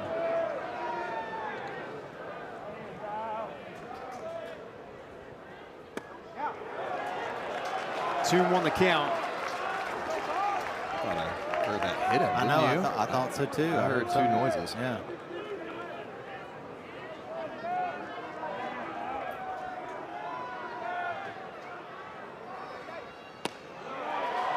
It's ahead 3-1.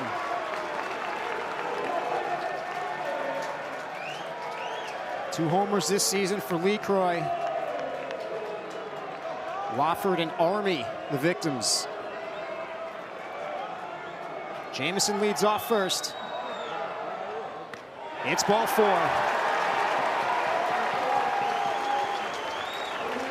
He'll reach for the 3rd time tonight.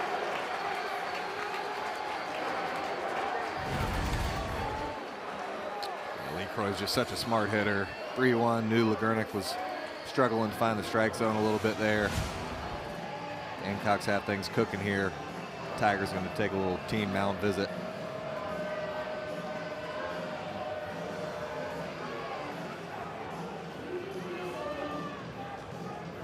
And probably just a reset here for the guys for Clemson. Maybe even talking about making sure they know bunt coverages here, potential bunt situation.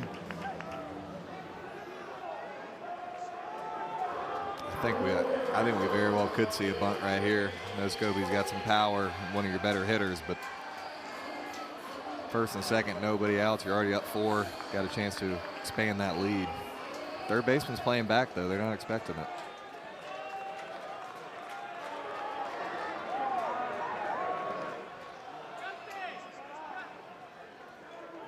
AJ Scobie. 1st and 2nd, nobody out. Time with the USA Baseball Collegiate National Team. He's in training camp. It's given him a lot more confidence. He's among the best players in the country there, almost made that team. You can see what his potential is for the future in this sport.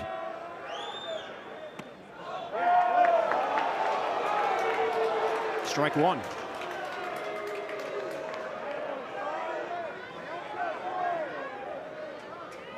Scobie started a team high 56 games last year as a freshman, hit 8 homers, Has 2 already this season.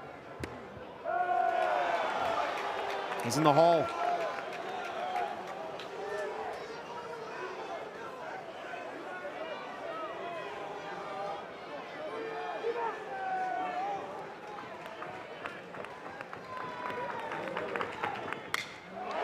Hard hit and through. It's a base hit for Scobie. Jamison comes in. Scobie into second. It's 5-0 Gamecocks. That's just a great piece of hitting by Scobie. 0-2 count off a tough lefty. Lagernick leaves him one right over the middle. Hits at 106 right back up the middle. A little bit shaded to the gap, and the runners are able to move up to second and third. Yeah, that ball should have went to second base there to keep the double play in order. But the biggest thing for me is Scobie takes 2 fastballs in, didn't like either one of them. Yep. And then they called fastball away there. That just amazes me. Yeah. You know, I sit there and watch that. I'm like, I go right back into Scobie, and he gets something to hit out over the plate. Yeah, especially in a double play situation. Just a good job by Scobie. Battling there with 2 strikes. Picks up the RBI double at second and third. Still nobody out. Switch hitter Bo Hollins due up. Mound visit for Clemson. Coach Bellinger, the pitching coach, out to have a chat with his left-hander. This is where if you're the Gamecocks, you go for the knockout punch. Absolutely. Try and put up another crooked number. You know this Clemson team can swing it.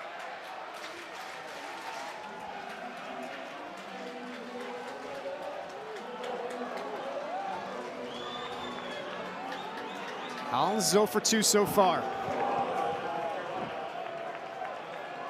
LeCroy leads off third, Scobie off second. Infield in for Clemson. And here comes LeCroy. Scobie into third. 6-0 South Carolina.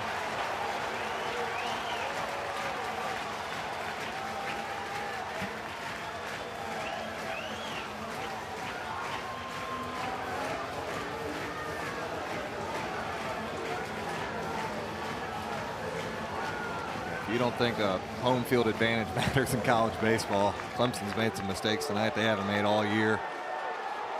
South Carolina is feeding off the energy offensively and on the mound and defensively.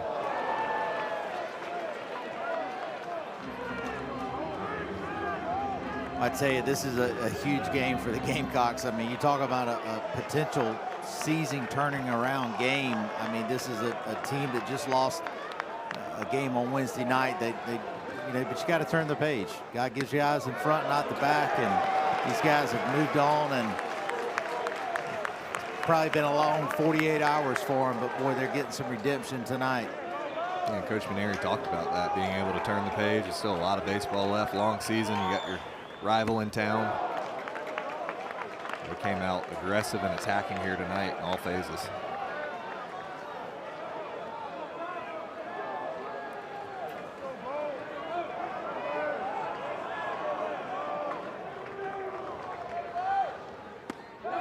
I think it's an example too to be able to talk to the guys afterwards. Hope for the Gamecocks. Hopefully for them, they obviously come back or stay ahead and win this game. But you can still learn. You still made some mistakes tonight. There's still things to learn from. But most importantly for me tonight, it's the way Gunther's been able to pitch and shut Clemson down. Up the middle, Purify throws out Hollins. 1 down. Scobie remains at third.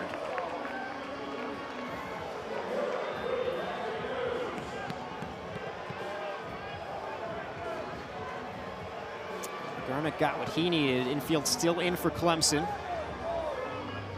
This is Patrick Evans. Yeah, it's just 95 in on the hands there to that righty. For me, facing the righties, that's definitely his best pitch. Yeah. You can dump that slider over, that makes it good too, but the fastball in is tough.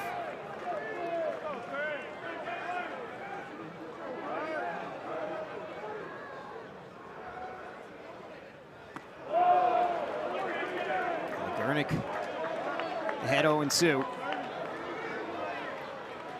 Evans is 1 for 2, singled, stole a base, and scored a run in the third, struck out in the fourth. Set the single season hits record. Florence Darlington Tech last season with 86.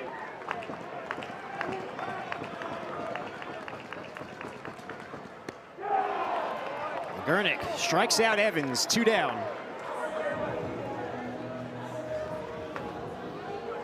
This certainly has professional baseball in his future. 6'4", 95, 96 with a sinking fastball, good slider.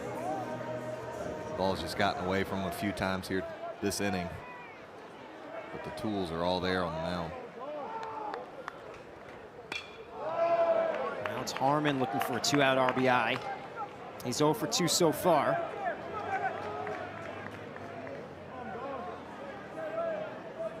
And 222 this season, 1 homer and 3 driven in.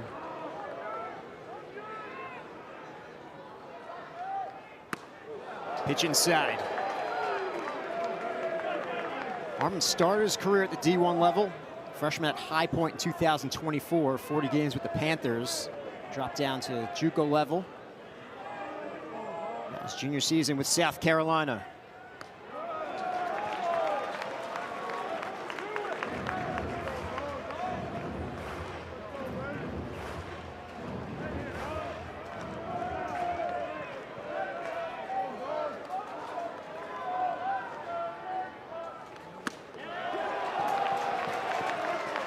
Three and one.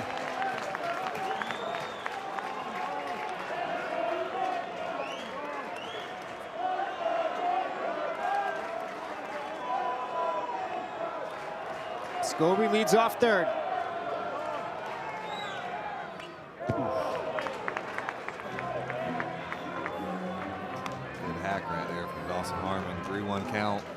Got his fastball, he just missed it. 3 balls, 2 strikes, 2 outs here in the bottom of the 6th.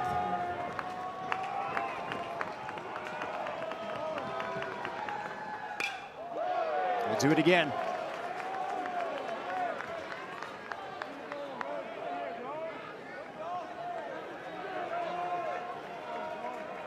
24 homers last season. The College of Central Florida Patriots.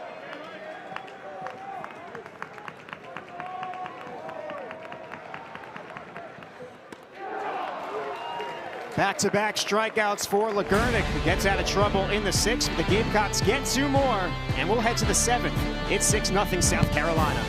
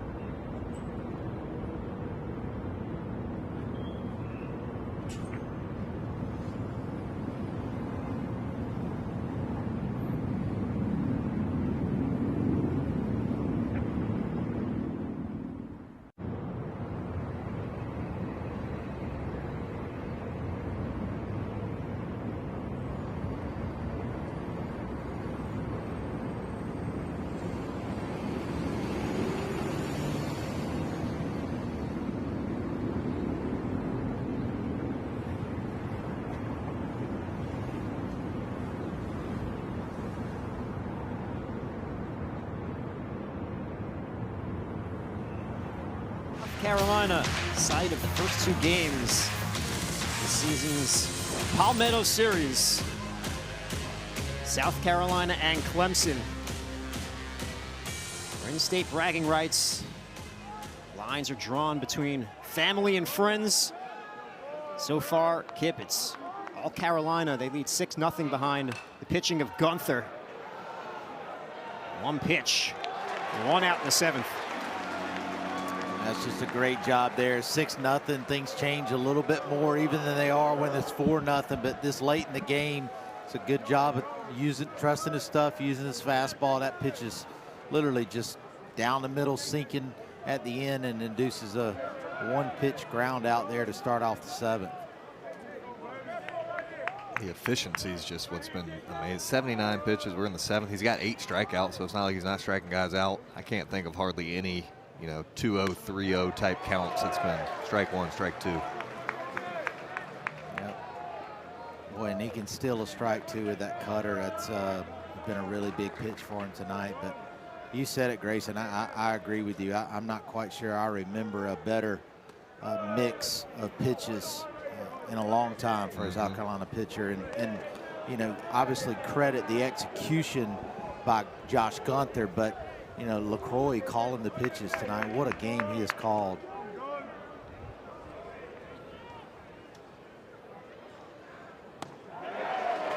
One and two the count. I'd argue there's no better feeling than when you're in sync with your pitcher and catcher and everything's working. You don't feel like you don't even have to think back there as a catcher. Well, yeah, and it helps your confidence as a pitcher too, when your catcher and your pitcher's on the same page. Gerald lays off.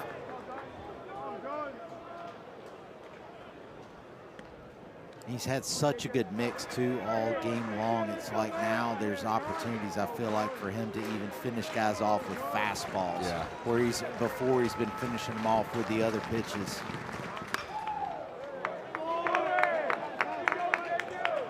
And that's what part of the game where you just have to let it come to you. You may start off guys and finish them off early in the game with certain pitches, and then you can end up switching that up later in the innings. Those would be things we talk about, pitcher and catcher in between innings. And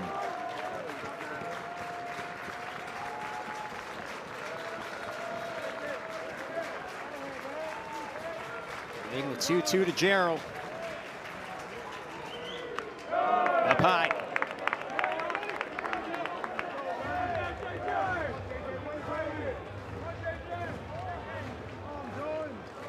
Homered in 4 of his first 5 games this season. Army, Charlotte, and 2 in separate games against Bryant. Gunther strikes out Gerald. He's got 9 Ks. Great pitch there, fastball, just trying to throw it right down the middle and let it eat, and just elevates it a little bit. It had some good late run to it as well, Grayson.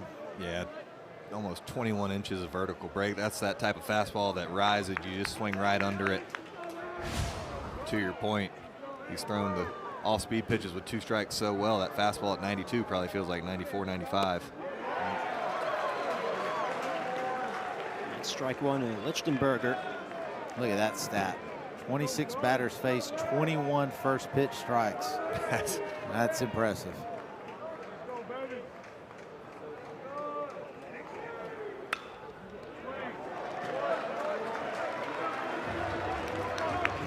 Gunther, with his pitch ability, I think as his season goes on, he's going to be able to start even changing speeds with his pitches. Yeah. Like here, I could see him later on the year maybe even changing speeds with that breaking ball and going right back to it, making it a little bit slower. Yep. He was out in front of that one.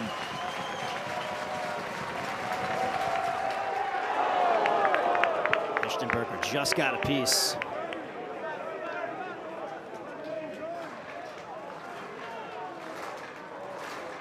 This will be the 90th pitch of the game for Gunther.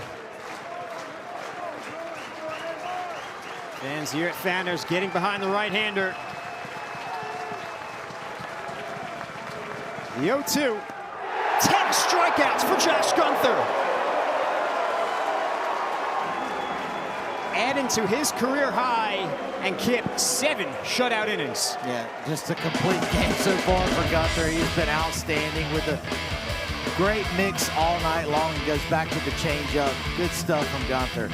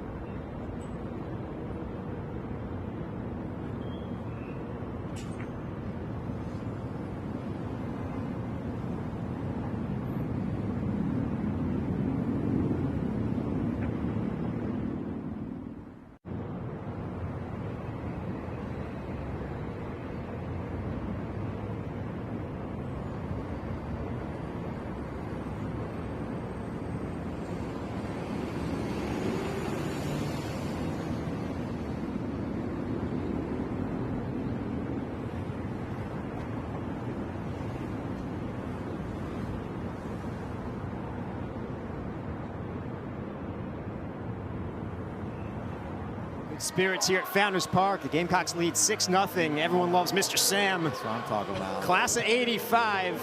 He won a national championship in high school in Thailand in soccer. He was a goalkeeper. That does not surprise me. National champion. He is a national champion. Look at Mr. Sam out there, baby. I've never seen him dance like that. That was big time. That was a new move. I haven't seen that one yet. Normally he's waving that flag, and how he does it, I've watched him do it for 4 or 5 innings straight before. It's pretty impressive. The strongest shoulders in Columbia. No kidding. You know, that's holding me through. I knew I needed something tonight. I went down pregame, had me a little chicken from Mr. Sam. Didn't get to see him, though.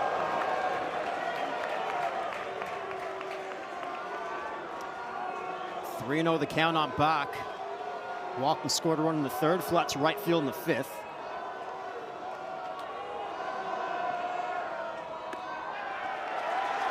It's a 4-pitch walk.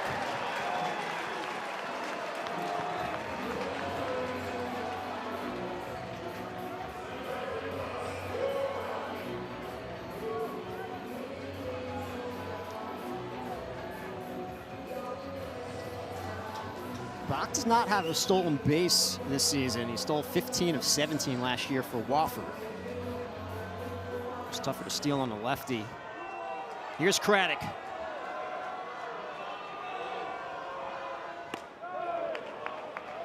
Healthy cut. Craddock's 0 for 2 with a walk. He walked and scored a run back in the third.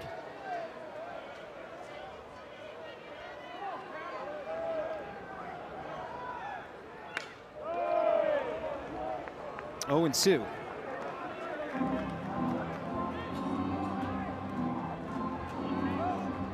CL Hanna High School, the 2025 South Carolina 5A Player of the Year.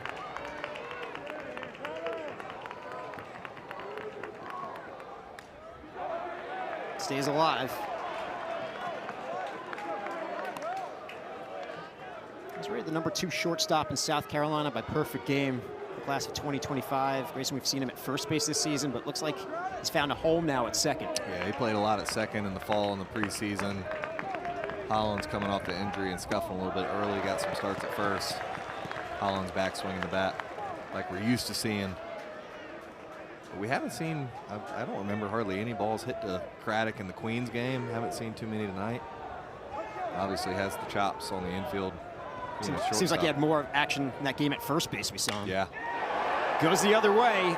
Daly makes the play. Bach back to first.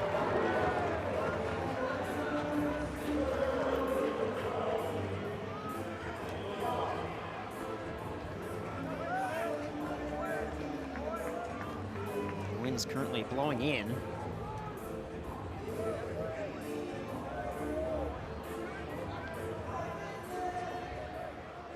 Long balls yet tonight. Still 6 on the board for South Carolina. 1 on, 1 down for Lozama.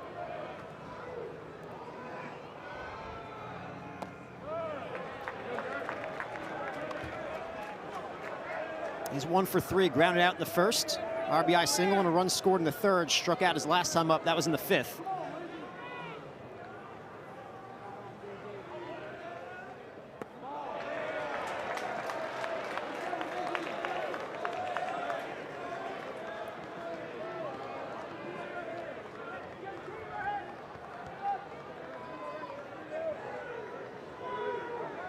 The count on the left fielder. 2-1. Really like the way Lozama's looked in the box tonight. It's first at bat, grounded out to first, but he hit a couple balls hard foul. Got the big 2 RBI single up the middle. Starting to look more comfortable in the box.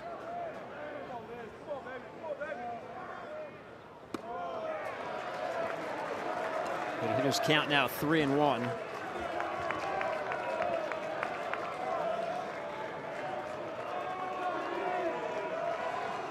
Coach Ranieri told us before the season he's shown a propensity being able to hit good pitching. Fouls that one off.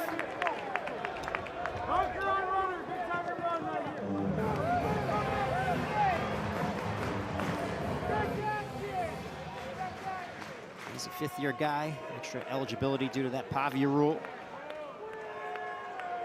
1-on-1 down, 3-2 the count on Lozama. There goes Bach. Lozama strikes out. It's a stolen base for Bach. He's in scoring position with 2 down.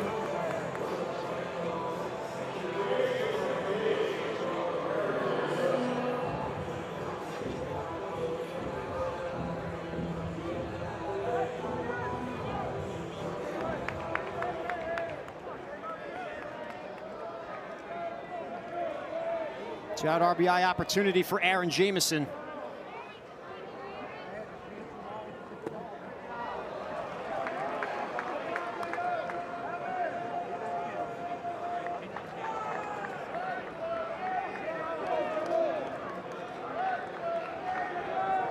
Jamison 0 for 3. We did reach in the 6th, scored a run. Takes a strike here. 1-1 the count.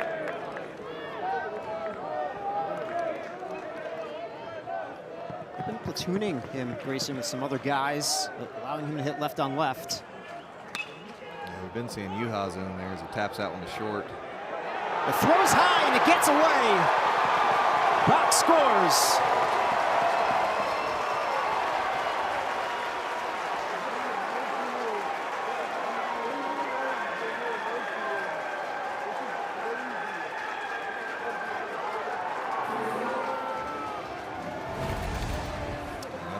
Uncharacteristic errors by Clemson here.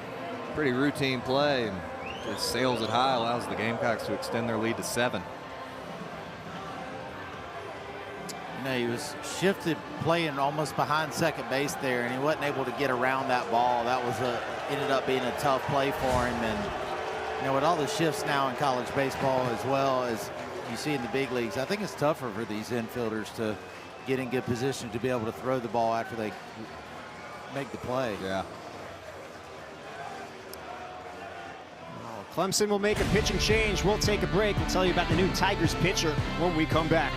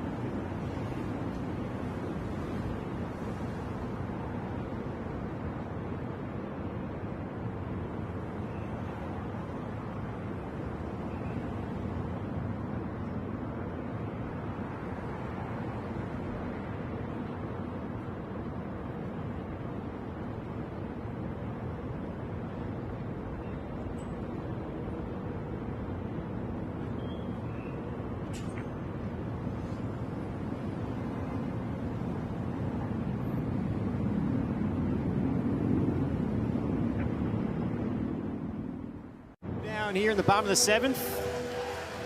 Gamecocks lead 7-0. Here's our broadcast partner, Kip Bachnight, getting inducted into the College Baseball Hall of Fame alongside his former head coach, Ray Tanner. It was earlier in February in Overland Park, Kansas. Congratulations, Kip. What a class it was. Guys like Steven Strasburg, yourself, Coach Tanner, David Price, and Clemson's Chris Benson. Yeah, Chris Benson, that was really special for me to get to spend time with him, and obviously spending time with Coach Tanner. As you know, Grayson's always a treat, and that 48 hours I had with him was just priceless for me. But to be able to be inducted was an amazing honor, and I certainly accept it on behalf of all my teammates. They were amazing here at South Carolina, but the time I got to spend with Chris Benson was really neat for me. He was a hero of mine growing up, loved watching him at Clemson, and got a chance to meet with him and talk with him for several hours. And Coach Jack Leggett was there as well, so we got to share some good memories in this rivalry. And it was just a very, very special moment. Proud to represent the Gamecocks. It's well deserved. Well, you know, it's Michael Jordan said it best: individual accolades come when your team is successful. And I was very fortunate to be a part of a lot of great teams here at South Carolina. And you know, and learning from Coach Tanner and all of our other coaches, Coach Myers, my pitching coach, and Coach Toman, our recruiting coordinator, Coach Lake. I mean, it's just an amazing opportunity for me to be around world-class people and great coaches. Numbers are on the wall, both you and Coach Tanner. Now your names are etched in the Hall of Fame. 1 on, 2 down for LeCroy. Pitch is high. New pitcher on the mound, Nathan Dvorsky of Suwanee, Georgia.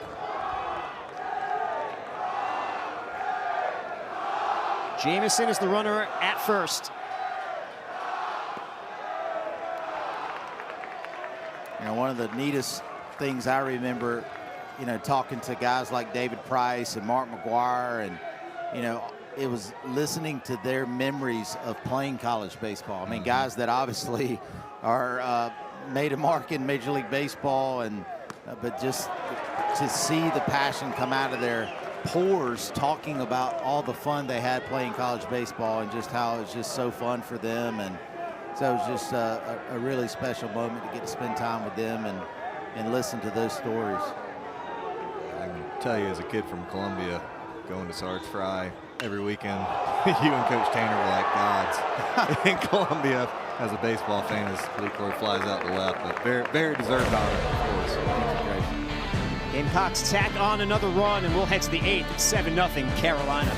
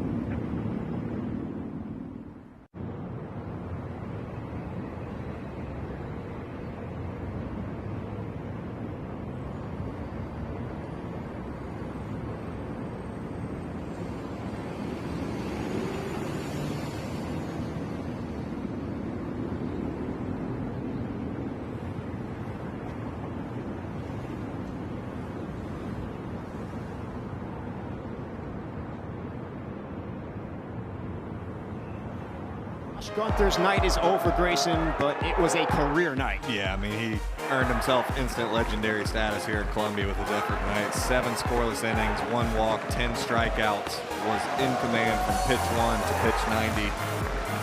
The pitch mix was phenomenal. Showed a little bit of everything, and the thing you love to see. Swipes the Carolina on his chest right there. That is a incredible performance from that young man. A little bit of everything, a lot of emotion, and 10 strikeouts, kid. Yeah, and I mean, that's the biggest thing for me is when your team is down a little bit and you need a big outing, there's no one that can control that more than the next starting pitcher.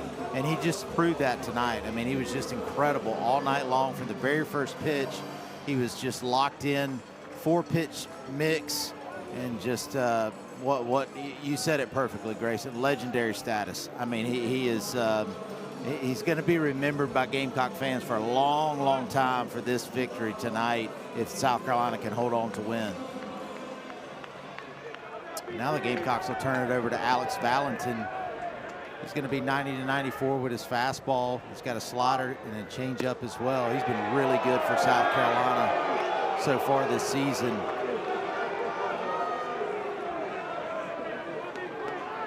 His 4th appearance. He has a couple of saves. His last appearance was Sunday against Air Force. It was a 3-inning save. Gave up just 1 hit. No runs in those 3 innings, 3 Ks. Pitched twice against NKU opening weekend, earned a save on opening day. Coming over from Texas State.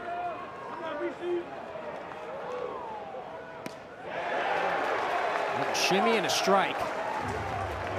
1-2 the count.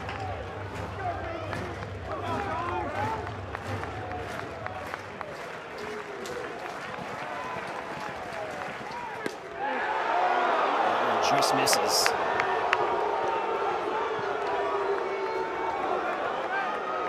I think we're seeing back-to-back, probably South Carolina's two most confident pitchers on the mound.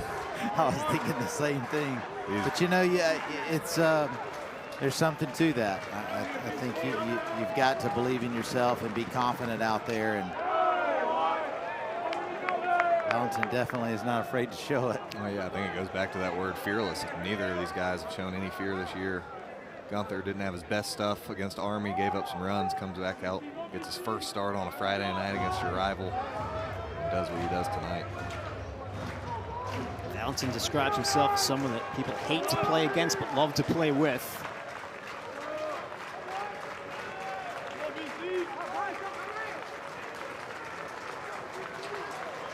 2-2. Call, strike three. Gets Clavon looking. Nod of approval. One down. Boy, that's tough. That's 94 up and in to the right-hander. And you can see the confidence coming out from Valentin there. He is just, he is rolling.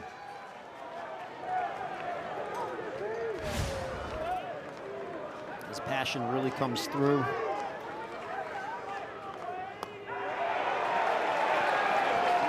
There's a quirkiness to his approach. Reminds you a little bit of some guys like Mr. Cortez in MLB. Valentin says he does it, that shimmy, for timing, not because he was inspired by anyone. Got a ton of attention last season when they knocked off A&M in College Station. He was pitching for Texas State. 5 Ks and 4 2/3 against the Aggies and earned the win, and videos of his performance were all over social media. Talks to himself, fires up the crowd, does so intentionally. Believes if you beat your opponents up mentally before you get to them physically, it becomes impossible for them to ever catch up. Yeah, Dave, we talked with Coach Maneri in the preseason about Valentin. Said he likes to see that passion out there on the mound. Doesn't encourage showing up your opponent, but certainly firing up your own teammates, firing up yourself in your own way. He has absolutely no problem with that whatsoever.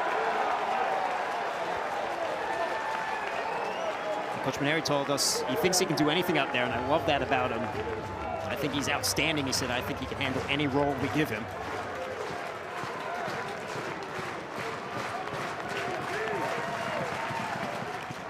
Got him. Back-to-back strikeouts for Valentin. 2 down.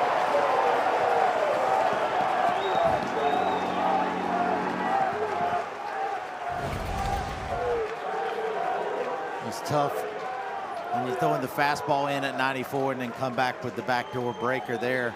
Good slider by Valentin for the 3rd strike.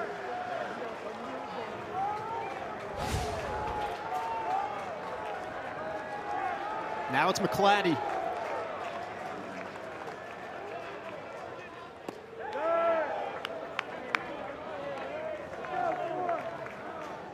One for 3, singled and stole a base in the 6th.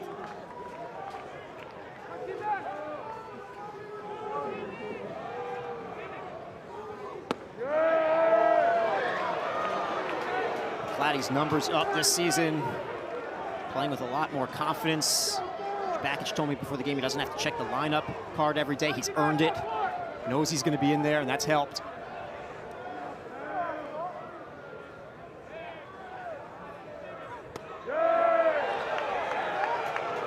3-0.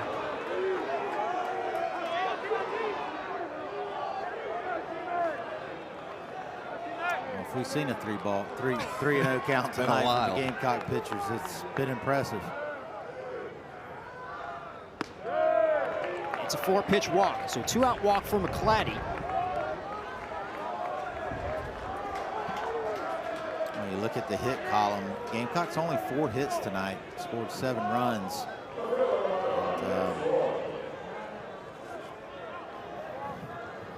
And 7 runs feels like 15 right now with the way the Gamecocks have been pitching.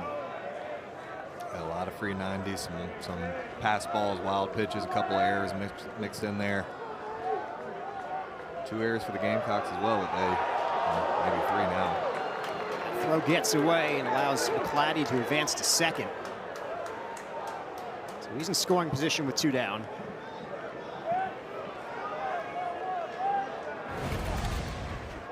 It's hard to tell here. Was it the throw or Bo just kind of whiffed it? Like you want that throw to be about waist to chest high. It was a little bit low, but still one that I think Hollins should have caught. Looks like he had his glove turned up instead of down, maybe. Scored an error on Valentin.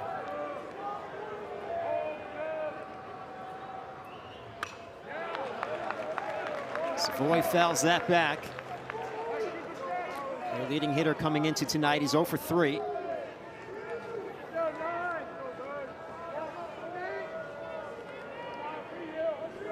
Dipping the average to 424. That tells you how good he's been all year.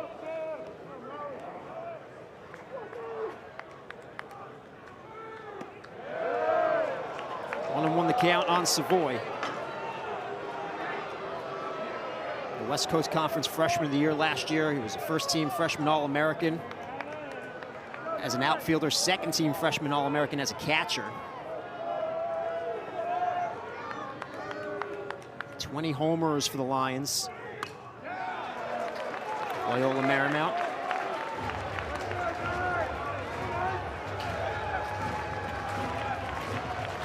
Has reached base safely in all 8 games this season, yet to reach tonight. McClatty leads off second. 1-2 the count on Savoy.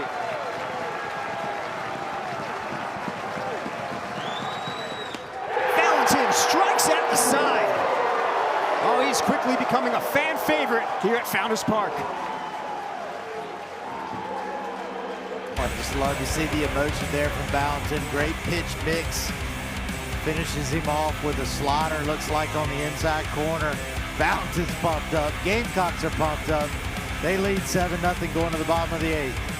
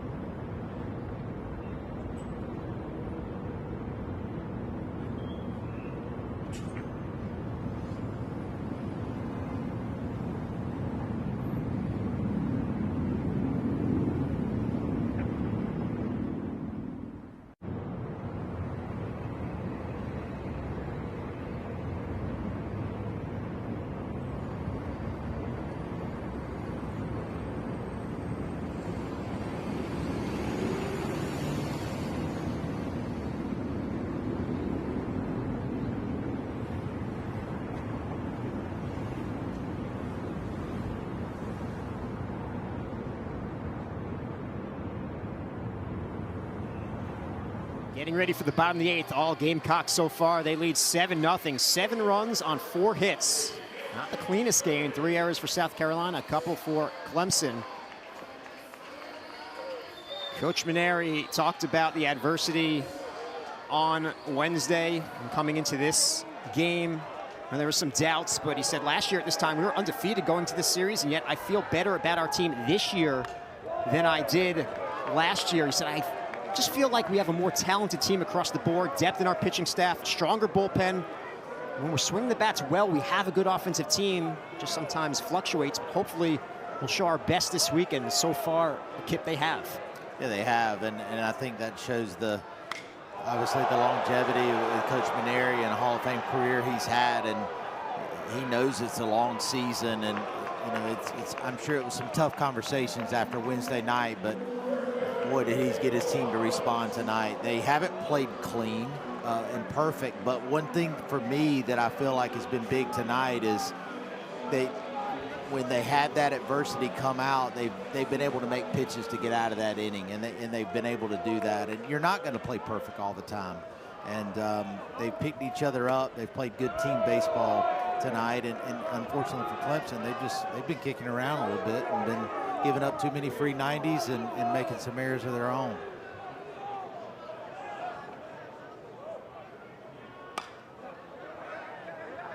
Foul. But if the score stands and South Carolina ends up winning, I can assure you Clemson, this is still going to be a great series. Clemson's a really, really talented baseball team. I've really been impressed with the level of play that they have tonight. They're a good team, obviously. Not playing their best tonight. High fly ball center field. Clavon. 2 down.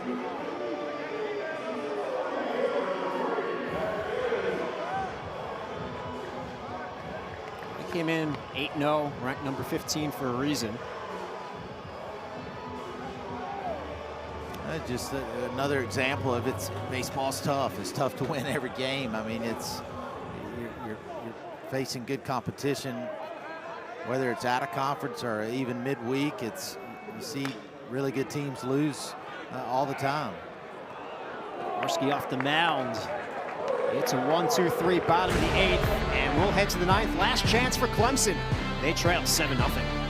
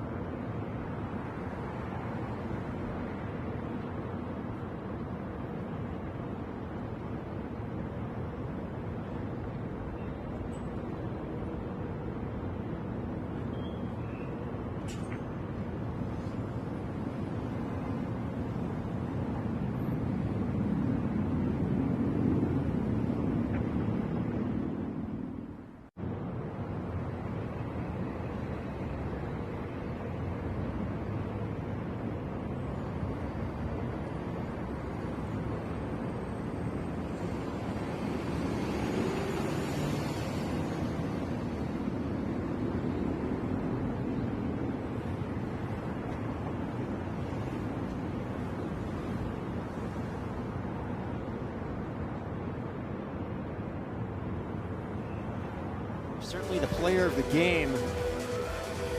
He went 7 shutout innings with 10 Ks, career high. Valentin looking to close it out for South Carolina. It's 7-0 as we get ready for the top of the 9th. The middle of the order due up for Clemson, 4, 5, and 6, starting with Luke Gaffney.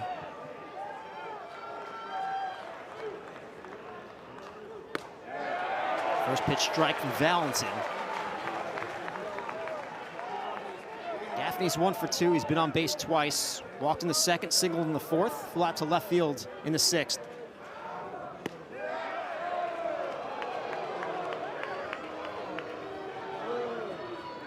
He, like McClatty, putting him up much bigger numbers so far this season.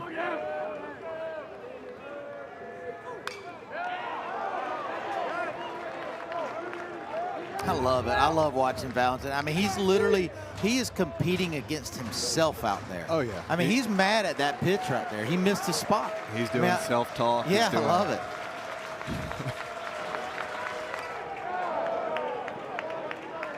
It's a little bit of a stereotype, but lefty pitchers are always a little quirky. Especially the bullpen ones, but I love it as a catcher. I love the way those guys compete, and they're fun to catch. Well, that's the key word, compete. I mean, he's competing nonstop.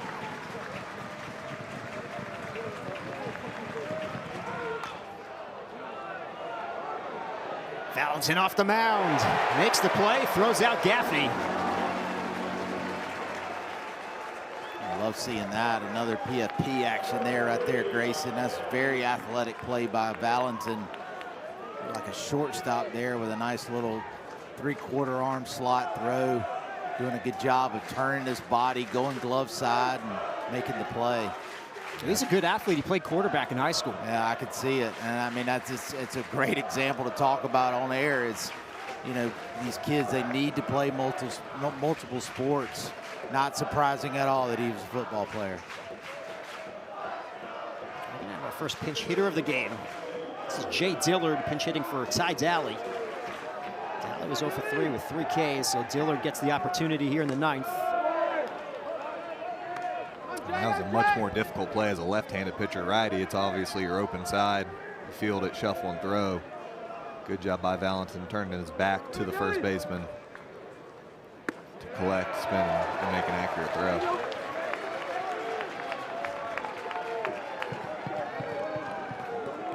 On the can on Dillard, junior from Anderson, South Carolina. This is his 3rd game of the season off the bench. Also played against Charlotte and Bryant. Not a lot of plate appearances last season. In 18 games, he was 2 for 16.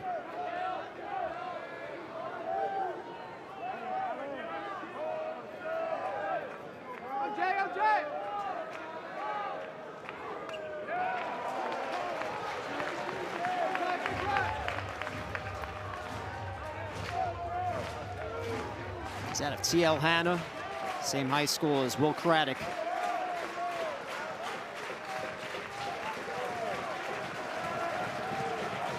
The 2-2. 4th strikeout for Valentin, 2 down in the 9th.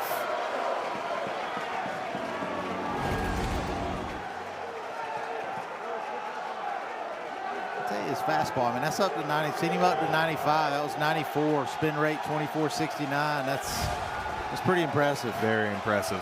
It's just been a master class in pitching for the 2 stars for the Gamecocks here tonight, with 1 out to go to finish this one off.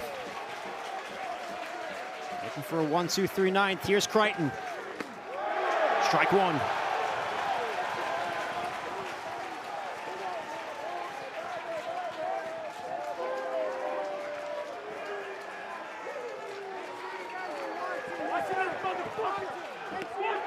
Oh, and 2. And look at that. Shirts are off behind the plate. Valentin getting everyone fired up. You said it. He likes to pump up the crowd.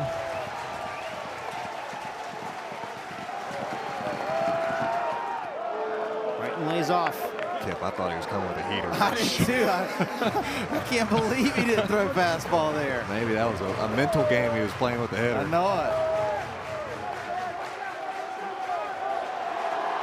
Brought the excitement back to Founders Park. The 1-2. He strikes out Crichton. 10 strikeouts for Gunther, 5 for Valentin, 15 strikeouts from South Carolina pitching, and they shut out Clemson. Well, I tell you, the South Carolina pitchers tonight, just incredible. Valentin picked up right where Gunther left off. 15 strikeouts, just an incredible night. Big win for the Gamecocks, Dave. Goes down in the books as a shutout victory. The first win against Clemson since 2023. The first shutout win against the Tigers since 2017. 7 runs on 4 hits, 3 errors for the Gamecocks. No runs, 3 hits, 2 errors for the Tigers. Grayson, there wasn't a ton of offense despite the 7 runs on the board from South Carolina. Just 7 combined hits between the 2.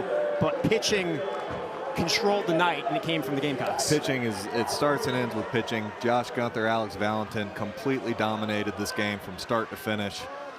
Exactly what South Carolina needed after what happened on Wednesday. Very easily could have hung their head coming into tonight against a top team. They came out here and dominated from the very beginning.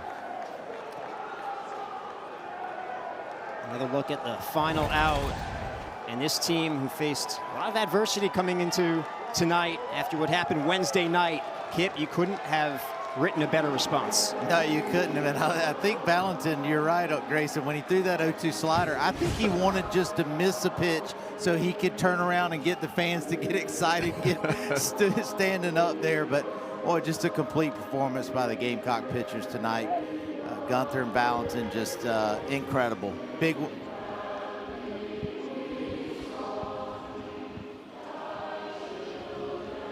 Alma mater plays here at South Carolina as the Gamecocks shut out Clemson 7-0 and improved to 7-3 on the season. Clemson drops to 8-1, and we are joined by tonight's star, Josh Gunther. Josh, it's Dave, Grayson, and Kip in the booth. How excited were you when you found out you were getting the start tonight? Yeah, it was awesome. I mean, that's why I came here. They gave me the opportunity to build up in the fall and preseason to started out in the bullpen, and then they gave me this opportunity. You know, it's a big rivalry.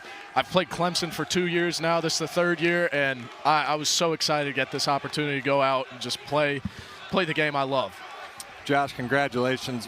What stood out to me was how well you mixed all of your pitches. Was that a part of the game plan yourself, Talmadge, and Coach Rooney had going into this game? Yeah, you know, after Army, you know, that was a tough outing for me. I was kind of spraying at everything. And, you know, this week, we've been working on just being mentally prepared, you know, working in and out. Changeup was a big thing. You know, when I was in preseason throwing changeups to our hitters, they tell me it looks like a beach ball and then it just dive out of the way, and it was unhittable. So, you know, that was the game plan, get changeup going early, just trying to get ahead as quick as possible because, you know, in the past, when I faced Clemson, I'd get behind, get myself in trouble because they're a good squad, they're good hitters. And so the whole game plan was just getting ahead, throwing strikes early, try to throw up as much zeros as possible to help our team win. Yeah, Josh, really great night tonight. Really happy for you, proud of you, young man. You did an awesome job beating Clemson, and you talked about the mental game and the mental approach, and I just watching you from the very first pitch. You had a lot of first pitch strikes tonight, probably did it about 88 to 90% of the time. But talk a little bit about that mental approach and anything different on the pregame or with a big game tonight. Yeah, I mean, I'll be honest, man. I was nervous. I was, you know, I had nerves. You know, first college start, new school, huge rivalry, both fan bases, you know, go at each other. And, you know, I had a ton of nerves, but I had to come out here. I did a lot of breath work, you know, self-talk, just so I can make sure I don't let those nerves get to me. You know, I was trying to dull my senses as much as possible, basically, even though it was a big game. And, you know, I showed a lot of emotion out there, but that came after trying to settle myself down in pregame. Wow, well done, Josh. To be able to do that as a redshirt freshman, that's very impressive, man. Well done tonight. Good job, and good luck the rest of the season. Thank you, guys. Hey, Josh, we know you'll go far in the game of baseball. However far you go, you'll always have the 7 shutout innings with 10 Ks against Clemson. In Columbia, that's legendary stuff. Congratulations. Thank you so much. What a night for Josh Gunther and the Gamecocks. They defeat Clemson 7-0. They improve to 7-3 on the season. Clemson drops to 8-1. The series will continue tomorrow at Segra Park. And then Sunday will be at Doug Kingsmore Stadium in Clemson. That'll do it for us here at Founders Park. For my partners, Grayson Griner and Kip Bucknight, I'm Dave Weinstein saying so long from Columbia, where South Carolina shuts out Clemson 7-0.